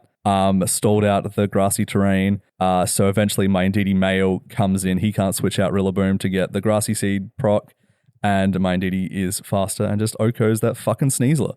So good job. That was my run. I think the funny thing, I versed a lot of Sinistras. I've overly prepped for fucking Incin, versed 3 of them, got to bring Annihilate to 1 match where I lost anyway. So, can I ask what your moveset was my run on the Scarf in Indeedee? Its moves, again, exactly the same as the Chopper Carson team was Expanding Force, Terra Blast, Trick, and Protect. Terra Blast fighting?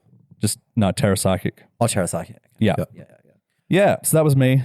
Well, your favorite X3 player, back at it again. Real Dizzy B. What? Hell yeah. Fuck Pokemon. Yeah.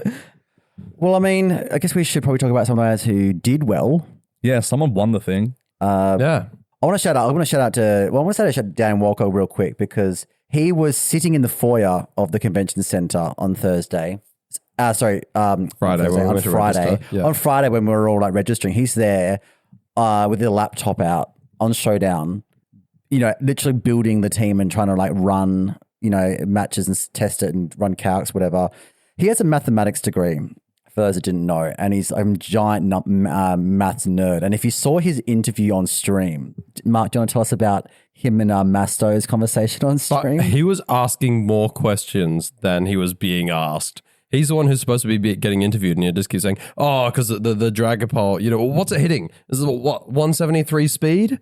Yeah, and then because does it learn like this move, and then what is it that Annihilates typically do when they're in that? It just like kept asking Master those questions. Master's like, Hobie, this is an interview.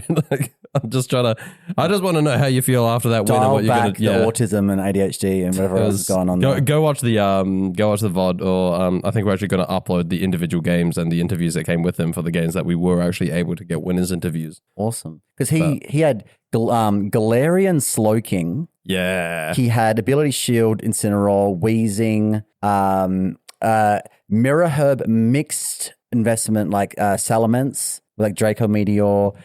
He had the Curious Medicine on Galarian Slowking to like switch in and like undo the Draco Meteor special attack drops. Yeah, so Curious Medicine, for those who don't know, which included me a few days ago, when you switch in, you remove all the stat changes on your side of the field, which is very funny because when he was testing in the foyer, as you mentioned, because he had Mirror Herb on his Salamence, he got a +2 from the opposing Annihilate, brought in his Slowking, and he's like, oh shit, whoops, and just removed the +2 boost that he got from the Mirror Herb. He also was able to like pick up KOs with Mousehold to removing the Intimidate, which is very funny. Yes, his Mousehold was taking names. On that stream, it was just like game 2, it was like a 3-turn game. He cleaned the fuck up, and it was just Mousehold was just annihilating shit with Pop Bomb. Yeah. What was the item on it? It was white White lens. lens. White lens. He went 7-1 day one, I believe. Something like that, wasn't it? And then he lost 2 games in day 2. Yeah, Two I know he matches in didn't. day I two. didn't. I know he didn't make ASIM. I can't remember exactly how he finished. Swear up, he but went. He ended up 9-3, but he was like 7-1. Wouldn't surprise me. We have the technology. We have the technology. He had his voice this year, so he was a bit more chatty. Declined an interview. I'm disappointed in you, Daniel. What did I do? Not you, the good Daniel Hey, from the Gong. Shout out to any listeners in Wollongong. But yeah, his match was very funny. That Mirror Herb Salamence, because his opponent had the Meteor Beam Armor Rouge. So it was Power Herb Meteor Beam. Meteor Beam goes off, gets the +1 special attack. Salamence copies it. Next turn, Salamence with that +1 Joker Meteor just completely starts obliterating things. Up until Friday morning, I had Mirror Herb in my Insin. I like Mirror Herb and Reg H. I don't think it's that good on Insin. Because I think one of the main things you want Mirror Herb for is being able to keep up with that Dragonite. So when it goes for that scale shot, you also pick up the +1. It's not suddenly outspeeding you, but when you're running Insin, it's already slower than the Dragonite. No, I think that's very fair. also like with Annihilate, it's like cool, you've like intimidated Annihilate, but it's faster than you, and you're just going to get OHKO'd by CC anyway. CC or Dragon Punch, yeah. Daniel Walker finished 6-4. He went 6-2 day 1. 6-2, sorry. And then lost both rounds day Yeah, 2. The last one was against Matthew Slocum. And every time That's right, yeah. And every time he loses, it's always like, oh yeah, I had like a 3% chance of that happening, and then I just needed like, if that I need like it was like a 76% chance to like win that turn. Yeah. It's always like these crazy percentages he's calced on the spot. He came up for the interview and like while the casters were wrapping up, he was talking about like, oh man, I threw game 1. Did you notice? I was like, you pretty decisively won game 1. It's like, no, because I didn't read the team sheet. I didn't see there was a protect. So if I did this on this turn and then actually, I was like, cool. I'll take your word for it. Take the win, buddy. I watched him and Matt's game on game 2, day 2. Oh yeah. And it went to game 3, and Matt won the first one, and then the second one, Walker set up Tailwind and just cleared the game because like this Ursaluna regular, it was just like taking names next to Slowking that could Terra Flying, so just fire off Earthquakes. So yeah. This man is such a ridiculous cook. I know. So I watched how this played out. Game 3, the leads from Slocum, who was running Tangang. Dragonite, Hisuian Arcanine. Other side was Mousehold and Salamence. Yeah. Matt tells us that afterwards that he wants to do his thing. He wants to bring in Slowking and get rid of that drop so that he can OHKO with Pop Bomb. Doesn't respect the Tailwind mode. Walker does exactly that. Pop bombs into the D-Knight Protect, and then Harkonine can start getting damage with those rock slides. So at the end of it, he's like, I didn't think my opponent wouldn't respect that, and he didn't do that. So it was very funny to watch. But yeah, it was good to cheer on both of them. Yeah, well done, Slocum, for beating Walker. that is an impressive task. To be His honest. first day 2 win as well. So big shout outs to true. Matt Slocum. Yeah, he was our only hope going into day 2. He was. Yeah, then lost his first round immediately. I interviewed him. There should be somewhere, if you're listening to this, I think, YouTube Shorts. Hopefully Joel uploads them. We did 4 interviews on the weekend despite having very busy lives. And We had side events to win, didn't we? we did. We had plushies to win. Weren't you just at the pub on Sunday? Shut the fuck up, Mark. We couldn't interview the finalists because the translator wouldn't lend us their skill set. Yeah, and No, too busy Alistair, if lending you're us listening, his skill set. Alistair, you weren't there.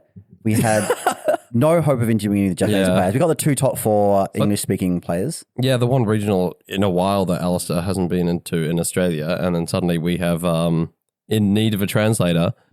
We tried to interview Joji, but he said no. But shout out to Joji. Yeah. Basically an honorary Australian at this point. He was He'd live in Australia. Yeah, he does. he actually lives here now. That's He's not for a lived here while. for a while. That's why he's in our circuit. Oh, Yeah. okay. But yeah, it was the Japanese language barrier. It was a real issue for casting the final match because both players had their switches in Japanese. You had to guess the water attacks. I just didn't know what the fuck was going on. Like a lot of the time you can see what's happening. You can call it out. You can if you look at an Amoongus, you can see what's a Rage Powder and you can see what's a Spore. Yeah. But the Basket Legion, for example, it's got 3 water type attacks: Aqua Jet, Wave Crash, Flip Turn. all three of them, it just kind of becomes a ball of water and slams into the opponent. High It's like, quality animations that Game Freak spend so much money on. Not. you can kind of pick up which is which, but Flip Turn and Wave Crash especially very, very similar. And it doesn't help as well when it's already terrored into the water type and it does the like water animation before the move goes off. And Pauline's like, what is this going to be? Is it a Wave Crash? Is it a Flip Turn? And then in game 2, I called it correctly. And then Paul's like, I think that's actually a Wave Crash. It's like, oh, I guess it's a Wave Crash. Oko's the Incineroar, even after Choice Band has been knocked off after an Intimidate and everything. And we're just like, oh, possibly, that must have been like Flip Turn might not have picked up the knockout. And then it turns out it was a critical hit. Yeah, because the text is yellow. Yeah, because the text is yellow. And then he went back to his opponent. Yeah. It's like, it was the Flip Turn. I wonder if that crit mattered. 100% did. And then like, you reckon? Oh, 100% that mattered. It's not adaptability. It was Terra Water. Yeah. It was -1, didn't have item. It was it was crazy. But yeah, we didn't know at the crowd watching as well, because it's all in Japanese on the screen, what the fucking boost was on P2. We're like, no, neither did I. I caught it. I was a bit dodgy. I caught it out at the end. I was just like, with those special attack boosts, it is able to deal massive damage. I don't know if it got a special attack boost. It was doing a lot. I think it did. It did, because it Oko the fucking Ursaluna with the Terra Fighting Blast. I was like, didn't. It took it down low. No.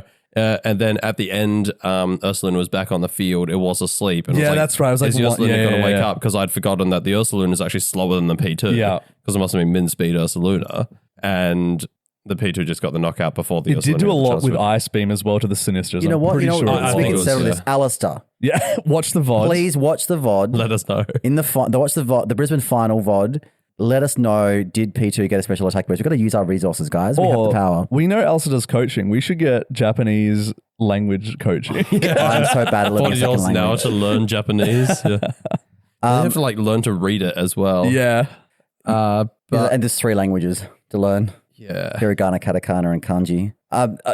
You mentioned Matt Slocum making day 2. I want to shout out the whole Matt pack, because we've actually got 5 subscribers called Matt. So many fucking Matthews. We've got 5. They've all got nicknames now, but we've got 5 Matthews in the O2 Drop subscriber Discord. And I got scrambled together all 4 that had attended Brisbane. Got the Matt pack photo. They dropped an album cover for the Matt pack, and then we're gonna have to Photoshop Washington State Matt, international subscriber, into the photo to have all 5 Matts, like the Infinity Stones. Yeah, but I got the interview in the end. We were actually eventually able to nab one of the translators from TCG for long enough to get that interview for the stream. Yeah. But I asked so it was Kaito Ari was the winner. Yep. Brisbane Regional Champion. Or UB Slow on Twitter. UB Slow. Can you mention his 6 Pokemon? We'll get to that. But we're talking about the casting. I'm talking about me. He'll have his moment, Chris. I asked him, I was just like, just confirming, Kaito Ari. And he's like, Kaito Ari, yes. And I was like, I'm not going to pronounce it exactly like that, because I'll look like the biggest tool on the stream. It's like, hello, folks. Welcome back. I'm Mark. I'm this Western white guy. I'm here with Kaito Ari.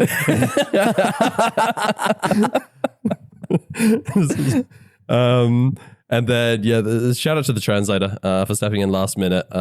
She asked me to prep questions ahead of time so that she could be prepared and kind of figure out how she was going to ask them. She had to learn a couple, she had the team sheet, his team sheet in front of her with the Japanese section folded up. So it was the Japanese right below the English. So when I asked about specific Pokemon, she could use that as a translation guide, which was neat. So shout out to that. Shout out to Kaito for winning. I suppose we can talk about his team. All right, what's his team? Come on. It was, you lost to it. Porygon 2, Ursaluna, Kilowattrel, Amoonguss, and Incineroar Goldengo. It was. I still think Kilowattrel's shit, but that's fine. It's regional champion, you fucking dick. I mean, Scythe is a regional champion. Garganicle's a regional champion. Good. Garganacle, that was Mexico. This is Brisbane. Fair cop. The real Wild West. I think we saw a lot of Kilo on stream as well. I know. Yeah. I know. I get it. I get it, right? It's a Tailwind setter that you can't lead Incin into. I get it. Do I think it's good still? I just wish it do you know what the problem is? Flying Pokemon need better special attacks. Fuck yeah. honestly, Air Slash is garbage. Yeah, I mean, it flinched me, so yeah. Kilowatt Troll. I reckon going forward in games, they need to change it. It needs to be 95-95 and a 20% chance to flinch. Oh, Jesus Christ, that sounds broken. No, that does sound broken. Well, it's a 30% chance to flinch at the moment. Yeah, but 95 strength, 95. Okay, yeah. It's only a 20 base power boost. Yeah, well, they're listening, so maybe rework Air Slash. Hurricane is what, 110 base power? Yeah, and 70% 100% accurate. chance to confuse. So Technically, it's 30%, but it feels like 100. I got Hurricane confused. I every prepped time. so much in that fucking team unit versus one of them, and then it won the whole thing. Outrageous. But yeah, it was the dim team with some changes, wasn't it? Yeah, a couple robbed. of amendments. I think he built with Joji, at least in some capacity. Yeah. Because they were running basically exactly the same Yeah. team. Because I don't think Dim's Ursa Luna was Terra Fairy. No, it was. I'm pretty was? sure it was, yeah. Okay. Was it that the case in Perth as well, or was that a more I recent swear change? the most common one, it might not be his then. I swear I see it with Fairy, but the big one was the Golden Goat item. Yeah, Aguav Berry. Yeah. Which was different to basically, he referred to it as his own like special source. Yeah. Right? He's Sure, it's to live something, and I'm sure it makes a difference in some characters. Yeah, and he also already had Citrus Berry on Amoongus. So if he wanted a recovery berry, it was going to need to be a pinch berry. You mentioned Dim. Dim say that Joji did actually eventually own up to stealing the team. Off him. Just chased a couple of terrors. He was telling us about that at the pub. Yeah. Yeah. Also, shout out to Dim for I don't know why I couldn't understand why, but he he was obviously trying to save money or something. He bought the shittiest motel for the accommodation in Brisbane. It was like Oh my god. it was something like a 39-minute walk away from the convention center. Why you would do that, I don't know. It was just dingy. Like he went in there. There was bugs everywhere. Cockroaches. There was he was sitting in the toilet, like bugs were like falling off the walls. Oh, God. The sheets had like stains on them. There's actually photos. It's probably one of those places that charges by the hour. It had like cum splashes on the sheets, is what it looked like. There was just like, we called it the Dim's like, piss room. There But was like no piss table. There was a piss bed. his bed. It was so disgusting. And there were so many stains everywhere. He refused to sleep in it. So Valid. he ended up like going crashing at someone else's place. I Stayed with Kieran in the end, I think. Yeah, and because Lewis. someone didn't register for the event. Yeah. Imagine not registering for the event, but like rocking up to the event. That's awkward. Who would ever? So yeah, shout out to Kato, Brisbane Regional Champion. Yeah, well done. He was super stoked. He said it's been his dream to go to Worlds, and now he can do that. Yeah. Without Nice. having to go through the fucking Japanese circuit. Yeah. Oof. And unfortunately, you, Yatato, who came second, gets nothing apart from money and a medal. You lose. Good day, sir. You wouldn't get mind the money. nothing. I really liked his team. I thought it was really cool. Well, it was the rain team, right? Yeah, it was Sinistra, Basque Legion, Archello, and Pelipper, but it had a Blood Moon and a Farigiraf on the team, which... Yeah. I don't think we saw the Farigiraf in the final match. It was... No, I think it was very one-sided. Sinistra. The Sinistra getting frozen by Ice Beam was unfortunate. I didn't notice it immediately because it said it in kanji or whatever. I've got a 1 in 3 chance of being correct there. It said it in Japanese, but then Paul just kind of interrupted me. He's like, "Ooh, that's a freeze!" I was like, "One pop." I hate nothing worth getting frozen. Like Yeah. watching like Kieran get knocked out by Scoot Easy from a blizzard freeze on his Amoongus was like painful as well. That's rough, but also fuck Amoongus, so that kind of makes me a bit happy. True. Actually, the Amoongus had that coming. I hate freeze. It's worse than sleep. It's fucked. It is worse than sleep. You just like, because sleep you can play around. It's like at least by this point I'll Yeah. definitely have woken up. Yeah, but I've freeze got you those percent- could just never Yeah, unfreeze. it's 0 to infinity. Yeah. Yeah, it's an insane mechanic. I that still shouted exists. that out on the stream actually. It's like the difference between freeze and sleep is blah, blah, blah, blah, blah. Man, this guy should be a caster. He's good. Yeah, wow. No, he shouldn't, because I shared a hotel room with Mark, and both mornings of the regionals, he had to get up earlier than everyone to get to the event earlier than everyone. And what did you do for your alarm, Mark? Play everyone what was going off at 6 a.m. Yeah, this is what everyone woke up to. Loud. 6 a.m. Yeah. What was it like waking up to this, Chris? To be honest, after the initial shock, both days I started singing along and go up. And they stay there.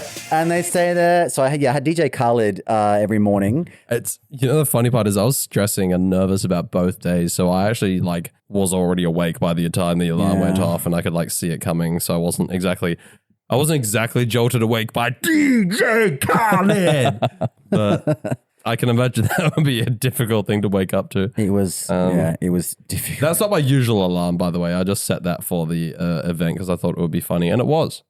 We also, so the previous Brisbane Regional champion, Diego Ferreira, shout out to you. He won round one. He gets very nervous at events. We know this. We interviewed him. Go back and listen to the Diego episode. Very good episode.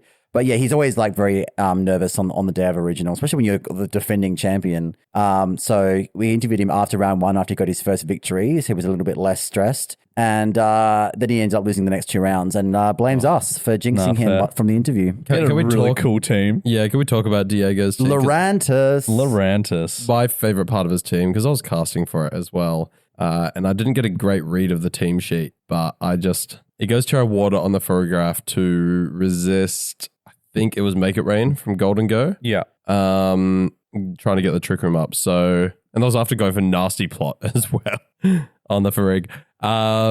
So it goes Terra Water, and clearly his opponent, Nicholas Khan, also a former regional champion, had kind of like covered for this. I went for the Make It Rain and also for the Woodhammer from the Rillaboom, without reading the team sheet properly, because obviously for Rigraph, Armatail, that's why everyone runs it. Not in Diego's case, because I think Diego's like, well, I've already got the priority blocking on my Ndidi. It was Sap Sipper. Sap Sipper on there for Rigraph. So the Woodhammer goes off and then we just see the Sap Sipper message. And I hadn't had a chance to get a good read of the team sheet, and clearly neither did Nicholas Khan, who also went to Sacramento one time. Did you know? Yeah. Oh, well, you know what? As much as we actually interviewed Nick Khan as well, so check out that interview. But he got top 4. Congratulations to Nick Khan. He did, yeah. And he was dripped out completely both days in all Adidas. I'm talking Adidas t-shirts, shorts, socks, shoes. And I actually asked him, like, what's with the Adidas? Like, you have a sponsorship? He's like, no, I've been trying to get one for years. I wear Adidas to every event. And I was like, so if you're listening, Adidas, please sponsor Nick Khan. I don't think they give a shit about esports, unfortunately. Well, they should. He's barking up the wrong tree there, I'm pretty sure. I thought I'd mention it because, also I should thank him because I've been trying to get a O2 drop sticker to Moxie Boosted, and Kieran's going to Vegas. There's a chance there, but Kieran's like, oh yeah, like just, give me one later. But I've given a sticker to Nick Khan as a backup. Nice. And a sticker to Lewis Tan to give to Daniel. Sorry, Lewis Tan's going to give the sticker to Kieran to give to Moxie. So hell yeah. We've got 2 stickers maybe going to Moxie. I was pretty sure Moxie Boosters is going to be approached by 3 separate people, all of them being like, put this O2 drop sticker on your laptop. Hey, look, as long as one gets to him. I'm pretty sure we got Yoav took 2 because I gave him 1 and I saw he had another one, so he might have an extra as well. There we go. If you're listening and you're going to see Moxie Booster overseas at an event, give him one of our stickers. But yeah, so we should probably explain like why Diego had Sap Sipper on the, because it wasn't just because he didn't want to get wood hammered. No, it's because he was running right? Pedal Blizzard on his Lorantis. Oh, that too. And yeah, so it would be because Pedal Blizzard is a spread move that hits all people on the field. Yeah. So yeah, it was immune to his own. It also blocks Spore from a Moonga, so they can get Trick Room up. One of those rare physical spread moves, like Earthquake. Yep. I can't think of any others. It hasn't got very good distribution. It's only 90 base power, but which is not great on a spread. But move. next to a Sap Sipper Mon, it's pretty funny. It is very funny. Yeah. Okay. So should we play over or under for Diego's team? Sure. What's the number? Well, I know the answer, so I can't play. So I'm going to ask the question. We don't protect. So what's the number? How many protects did Diego have on his team? Over or under 1? Go 1.5. So it's either 1 and below or 2. Yeah. 1.5 then. Over or under 1.5? Under. Over. Would you say? I said over. I said under. He had none. He had 0 protects. Yeah, buddy. 0 protects on that his man team. hates protect. He's like, I don't need it. Yeah. Why protect when I can just attack? I remember we were talking to him in the bar about like it in general. He's like, you need too many coverage moves. You can't fit protect. I'm like, yeah, that's fair. Yeah. No, I think honestly it's based. I don't know about it's questionable team building. He wants to give me a team for the GC, and I'm like, I rely on protect a lot. I need it. Yeah, especially in the GC where you like protect a scout. What the fuck they're gonna do? Yeah, or like bait the terror, or just stall out other Trick Room players' teams. Fuck yeah, I couldn't do it. I don't know how you do it, Diego, but shout outs to you. We did get some stats from Brisbane as well. Do you want to know the most status Mon? Joel will kill us if we don't read some stats. Exactly. Let's get some nerd numbers. It'll be Insin or Golden Go, I reckon. Bro he should cast. Like this guy's good. Golden Go number 1, Insin number 2. There was 100 Golden Goes. Fucking hell, that's almost 50%. 210. 210 masters. Yeah, 210. That's a fuck ton. Yeah, there was Golden Go on basically every game we cast. Yeah, the top 8 was Golden Go, Incin, Rilla, Ursulina Bloodmoon, Dragonite, Sneasler, Alola Tails, and Annihilate. So Yeah. That's I reckon if you compare that to Frankfurt, it'll be almost identical. 10th was for us was Volcarona. So we love the moth here, it seems. Hell yeah. I wonder where Kilowattra was on that list. Because I saw a fair bit of it on stream. It was 20th. There was 19 of them. Okay. Solid. Yeah. And then Sinistra was right under it at 21 with also 19. I saw a lot of that on So stream as well, actually. there was a lot of Sinistra. Yeah. I think I versed more than those than I did fucking Incin. It pairs really well with our Charlidon. Yes. Sinistra. Yeah. I really know her. The most used core, shocker, Golden Go, Incin as well. Yeah. I used it. I feel bad, but whatever, it works. It was 26% of teams had that duo. It's good. And then the highest 3 mon core was Golden Go, Rillaboom, Ursulina Bloodmoon at like 12%. So not shocked. And we got to give our shout outs to our O2 droppers. I already spoiled one of them, Warwick Francis, who I versed. Yep. Tony Newen also did. And that was it for the O2 droppers. But the biggest shout outs to Lachlan Farquharson, Great name. who went Some of you 0-8. may die, but that is a risk I'm willing to It's take. such a, try and 0-8. spell his last name. 08, no drop. Farquazen. Close. You got there. Almost. Harson. Farquharson. He had a Okay. Mienshao, a Mamoswine, a Scissor, a Gyarados. Heat team. Well done, Lachlan. Yeah, 02, no That's drop. 08, no drop. It's impressive. Hell yeah. There's a lot of people. There's actually 3 people that went 01 drop. I mean, that's a bit weird. It's a bit unfortunate to go OX across the entire day and somehow manage to dodge the buy every single time. How do they lose to the buy? That's impressive. No, it means I wouldn't have got it. There was like 3 I'm 1-7s. So, Yeah. but yeah, that was Brisbane. That was Brisbane. I think we Thank you. pretty much covered everything important regarding Brisbane. If we missed anything, yell at us in the comments, etc. Yeah. If you want my scoop on what it's like to be a caster at a regional level event, you can subscribe and listen to it on the bottom cut. And also subscribe and listen to the bottom card. I'll tell you about the sex stream I had at Regionals while I was sharing a bedroom with Mark. I thought I saw you pitching a tent under those sheets. Well, we were in the sex fort that we built by pushing all our beds together. How Hell big yeah. was it in gay inches? It's probably going to get cut. It's already been cut. We say we Definitely actually cut. we are a adults only podcast. Therefore, Yeah. We sometimes reference penis. Come. Hell yeah. yes. And I promise that we got this. It was meant to be the end of the bottom cut episode last week, and I was going to play the French Megastar Me sound from Legend ZA. And it got cut because we didn't clear the memory card and ran out of space. So I'm going to play at the end of this episode. You will hear French Megastar Me. All right, sweet. Gdansk. We don't really have much time to talk about it. Simone Sanvito won. Good guy. He's a chat to him. Yeah. I think it's very funny that he was going around talking about how shit Volcarona was and then won with it. And everyone's talking about how it was just a psyop. I'll read the exact The tweet. meta manipulation. Yeah, yeah. So, yeah, Sanvi VGC, Simone Sanvito tweeted, Pokemon you can bring to a regional, draw, it's good matchups and finish 4-4. So he basically saying like Volcarona's like mid, basically. Yeah. And then he brought it to Gdansk, along with Incineroar, Vascular Lesion, Adaptability Scarf, Ursulina Blood Moon, Leftovers, Rillaboom, Assault Vest, Alolan Ninetales Focus Sash. The Incineroar had goggles. He brought Grassy Seed, Volcarona, Quiver Dance, Terra Blast, Terra Fairy, Heat Wave, Protect. Just for the record, I was cooking with that early on because I was inspired by, I don't know if you took it to Worlds, but Kieran at our O2 Drop Invitational was running that Volcarona with the Electric Seed next to Miraidon with a defense boost and then the Quiver Dance. So you get the plus special defense from the Quiver Dance plus defense from the Seed. It becomes very bulky. You start using Giga Drains just kind of for your staying power. You've got the special attack boost from your Quiver Dance, and it actually seemed very strong. So I tried cooking that with Rillaboom and Reg H, and I wasn't very good at piloting it, but I was like, there's potential there. And evidently there was. There was. But the final was a complete mirror from what I can see. Really? Yep. I have to eat my words about saying that Volcarona was mid. Because I was having this argument with Harry over the weekend where he was saying like, no, I think Volcarona's cracked. I was like, I think it's actually shit. It's shit if you got Stealth Rocks up, that's all I'll say. Well, I mean, evidently not, because the 3 of them still beat you. I didn't bring... Yeah, because you got reverse psychology into leaving it at home. Yeah. Classic. But yeah, that's Gadunks. Gadunks, yeah, we won't spend much more time. I ain't gonna spend any more time on it, etc. We talked about the good regional. Yeah. Exactly. That's what you pay to listen to. I'll do quickly tweet of the week because it wasn't actually that tweet. All RC's tweet about getting dodgy judge calls.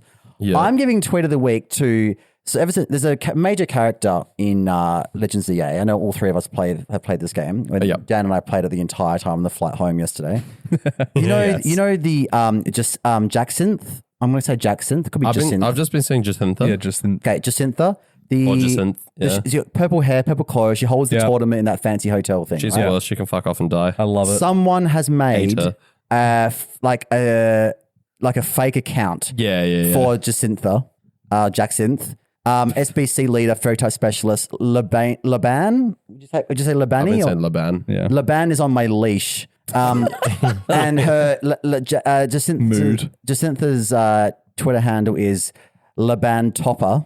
And it's like, hello, one and all. I am the great Jacintha. I have decided to grace you with my presence. Come to the SBC, improve your skills, and you know what will happen if you don't show up. And she's like, her tweets have been out of fucking control. Sometimes I put my dragon trainer in a maid outfit and she can scream as loud as fuck. It's so funny. Usually I'm not a massive fan of these like parody Pokemon accounts. But the Jacintha one's actually been pretty good. She's like someone tweeted like, name one thing better than sex. And then Jacintha replied to this saying, my tournament. Yeah, that's the one I saw. I just like the ones where she just keeps talking about like how Laban is like might top her later. I don't know. Like yeah. So, but yeah, there's basically, I'm sure Amy would like this content. Some Pokemon lesbian content. I like the headcanons that I've been seeing that Laban is like trans and was like essentially forced to transition by Jacintha because like it's a theory based on like when you play the original Gen 6 games, you can find characters like the delinquent or whatever the character type is, and the male ones all have like the same color hair as Laban. So like the theory is that it was a force femme. Laban? Yeah. Hell yeah. Force femme toxic Yuri is what they're calling it. Apparently the Jacintha fans are called the Jacinthlings. That's funny. Jesus. If Jacintha has 100 haters, I am one of them. Yeah, she's pretty fucking annoying in the game. Not The gonna lie. character design is so good. I'll pay that. I think the character design's really good. I really like what they're going for, but she needs the guillotine. She's a literal fae. She's a billionaire who doesn't understand boundaries and is so fucking entitled and thinks she deserves your time because she's rich. And just locks you in things, takes you in mystical lands. Yeah, literally. As soon as she like locked me in the battle zone that she set up herself and wouldn't let me go, I was like, that's it. I fucking hate this character. But what I will say is spoilers is like when like at the end when she's just like able to like, she's like, you need to like contain some megas or something. And she's like, how about this thing that I designed to trap people who I want to battle? I was like, that's a pretty sick callback. She's basically Palpatine, like Palpatine, I should say. I pronounced that wrong. Palpatine. Yeah, they're the same person. Because she just appears in these holograms, and she is the Senate. She is. She is the Senate. Execute Order 66, and it's just Laban giving people cancer with her mega. Have you seen that theory, by the way, that Mega Dragalge gives people cancer? No. Because like the Pokédex entry says it's like it causes cells to multiply at a rapid pace or something like that. Damn. Yeah. So it's like there was just a picture of Jacintha that's like, Laban, this person is annoying me. Give them stage 7 cancer. Fuck. So that's great. Last thing we want to talk about before we wrap up, Regulation F is back, baby. It's back. I'm so keen. I was playing it for so much of today, just having a grand old time, bring back my gang, The boys. the boys. But one of them's blue this time. Yes, I can use Shiny Chi-Yu. I am fucking pumped. I'm still so pissed that I can't nickname it. Yeah. I want to be able to bring Chi Blue and Chen Poo. We were robbed. We were absolutely robbed, but I'm hyped for Reg F. Implications of Reg F coming back is the dates. Yeah. They said it'll be running until April. The end of March, right? Yeah. So there's a lot of theorizing going around that that's when we're going to get champions. Yes. Which means Pokemon's doing the classic, let's drop a new format on a new platform before Worlds. There's like 3 months left of the season before, I'm not looking forward to it. I don't know why everyone's rejoicing about getting fucking like Urshifu back and I'm keen. Fluttermane, Raging Bolt. I'm so excited because I like using these Pokemon, Chris. I don't have any of those on my team. But everyone's like, oh, I'm so concerned about Shifu. And I'm like, that's fine. I just have Iron Bundle next to Chi-Yu and like one tap the Scarf variant with a freeze dry every time. You're just mad because you went 65th at the Reg F regional. Wow. Look, I'll go back to Team Bird. I'll find some stuff I like. And I will actually hope to find a team that I can tolerate. But I'm really getting sick of Tata Scarlet Violet. I think, and to be honest, I think that's what a lot of people's reservations and unhappiness like, oh, fucking Reg F again. I think that's really a symptom of just like severe scabby fatigue. Yeah. Like there's a lot of arguments about it, and a lot of people are saying they don't like Regulation F. It's like, Urshifu and Raging Bolt pussies, just run something that beats it. But yeah, I think a lot of people are just like, there's no interest in the team building, right? Like there's people aren't like, oh, sick, all these Pokemon that I can build with. It's just like, these Pokemon that I've had access to for years. They need to give us the other Paradoxes shiny forms because Reg F's back. Yeah. I think they might. There's a chance. You say the other Paradoxes, you mean like the past, like the legendary trio Paradoxes? Yes. Like yeah. Iron Leaves. Raging Bolt, Iron Leaves, all that. Bolt. Oh, God, I want to run shiny Iron Leaves so bad. Yeah. I don't think Iron Leaves wasn't really good at all, but I was running it in Reg G. I don't think it's good without Miraidon. Yeah, all the future ones kind of blow. Iron Crown's actually quite good. Crown is the only playable one of the I three. love Boulder's design. I'm so sad as shit. It's got the sickest Cleave. of it's got the sickest of the signature moves as well, of probably all 6 of them, And to be it honest. looks dope, but it's dog shit. I've come around a lot on how it looks. I'm just like goofy in a good way, but when I first saw it, it's just like, brother, it's just Mega Big World from the Robots movie. Yeah. Upgrades, people upgrades. It's that big round dude with that weird mouth, and that's basically what Iron Boulder looks like. Yeah, but that auntie had a dump truck on her. Oh, yeah. Aunt Fanny had the dumpy. Damn, baby, you knock things over in your house all the time with that thing? Or I don't even know what the shiny past ones look like. The Raging Bolt, Gouging Fire, and Walking Away. They look like their original trios shinies, just like elongated or compact. Gotcha. Yeah, keen. Keen. 4 months is a long time, but oh well, we'll make the most of it. I'm also dreading Ogerpon Hearthflame. That can fuck off too.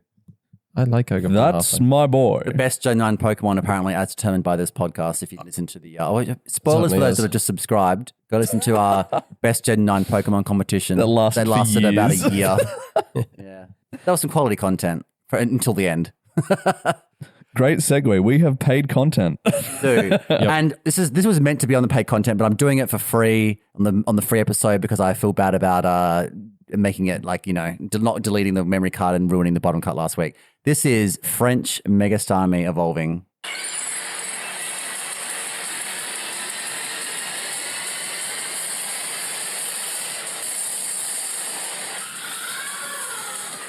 That's Cupcake. How would you know? I love Cupcake. If any of you have seen the French Pokemon anime dubs with Starmies, there's actually, you know what? Just Google French anime Pokemon like highlights.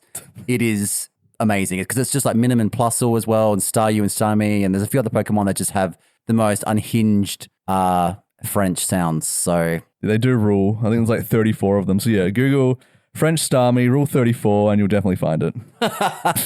Yes. I'm going to start preparing our Chilean feast for the bottom cut. Thank you, Diego. Yeah, thank you, Diego. So I think that's a good time to wrap up. Dan, do you have any shout outs? I think Chris did it before my spiel, but yes, shout out all of the subs who came along, who we hung out with. There was a lot of you. I'm not going to try and name you all, otherwise I'll forget someone and they'll be upset. Shout out to all the friends who did interviews with us. Big shout out to Slocum for making day 2. Shout out to Chris's partner, Andrew, who gave me a lift home after the airport. Nice. And shout out Chris's sister. Yeah, both of them, actually. Any shout outs from you, Mark? I just, I'd like to extend that invitation. If anyone else is interested in subscribing, you don't have to wait until one of us beats you at a regional event to do it. Or you knock one of us out of the tournament. Until you do that. Or send one of your friends to go bully one of us, which you're more than welcome to do at the next regional. But if you are interested in getting more content, we have almost as much bottom cut content as we do have content in the main episodes. That's because every time we record one of these episodes, we then immediately after record just as much time of unfiltered, ridiculous nonsense where we just share unhinged stories, eat food, and bully our listeners when they submit their top 10 favorite Pokemon and we rip them apart. We just say they have bad opinions and make it known. Yeah, exactly. And we call it content. We bully you and you pay us for it. So if you want to get amongst it, $3 American a month, you can subscribe, get access to all that content, get access to our Discord. You can hang out with the awesome community that I was going to say that we have cultivated there, but realistically, it's the listeners that do most of that. Yeah, it's its own ecosystem now. It is. Yeah, exactly. We have Mafia, we have draft leagues, we hang out with you at events. Yeah, it was really awesome to just get to hang out with people. Oh, yeah. Because we've been interacting with these people on the Discord for months and months and months, and actually just getting to be in the same room as them, hang out, chat, go get drinks, get dinner. Yeah, it was good. That was awesome. So yeah, come join us if you're keen for that.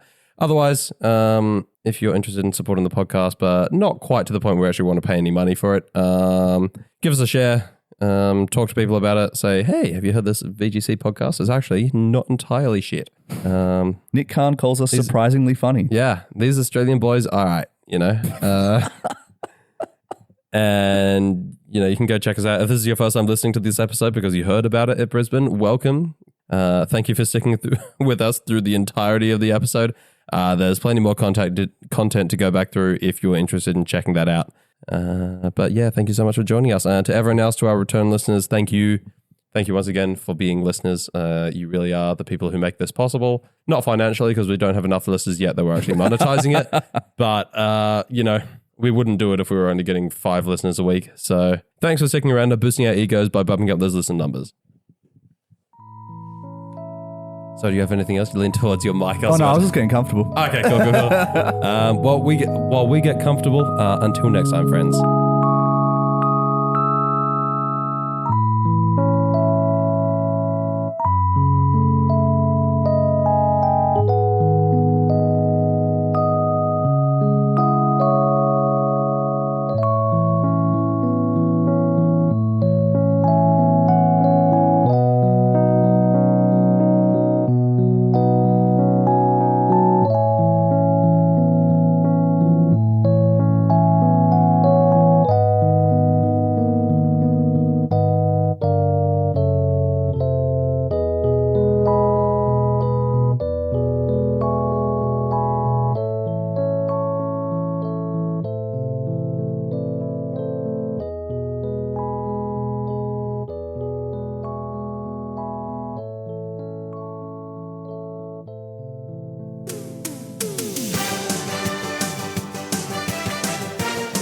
Good evening, folks, and welcome to our show. What the fuck am I calling it? Do it again. Do it again. No. Do it again. If you're going to do a bit, don't half-ass it.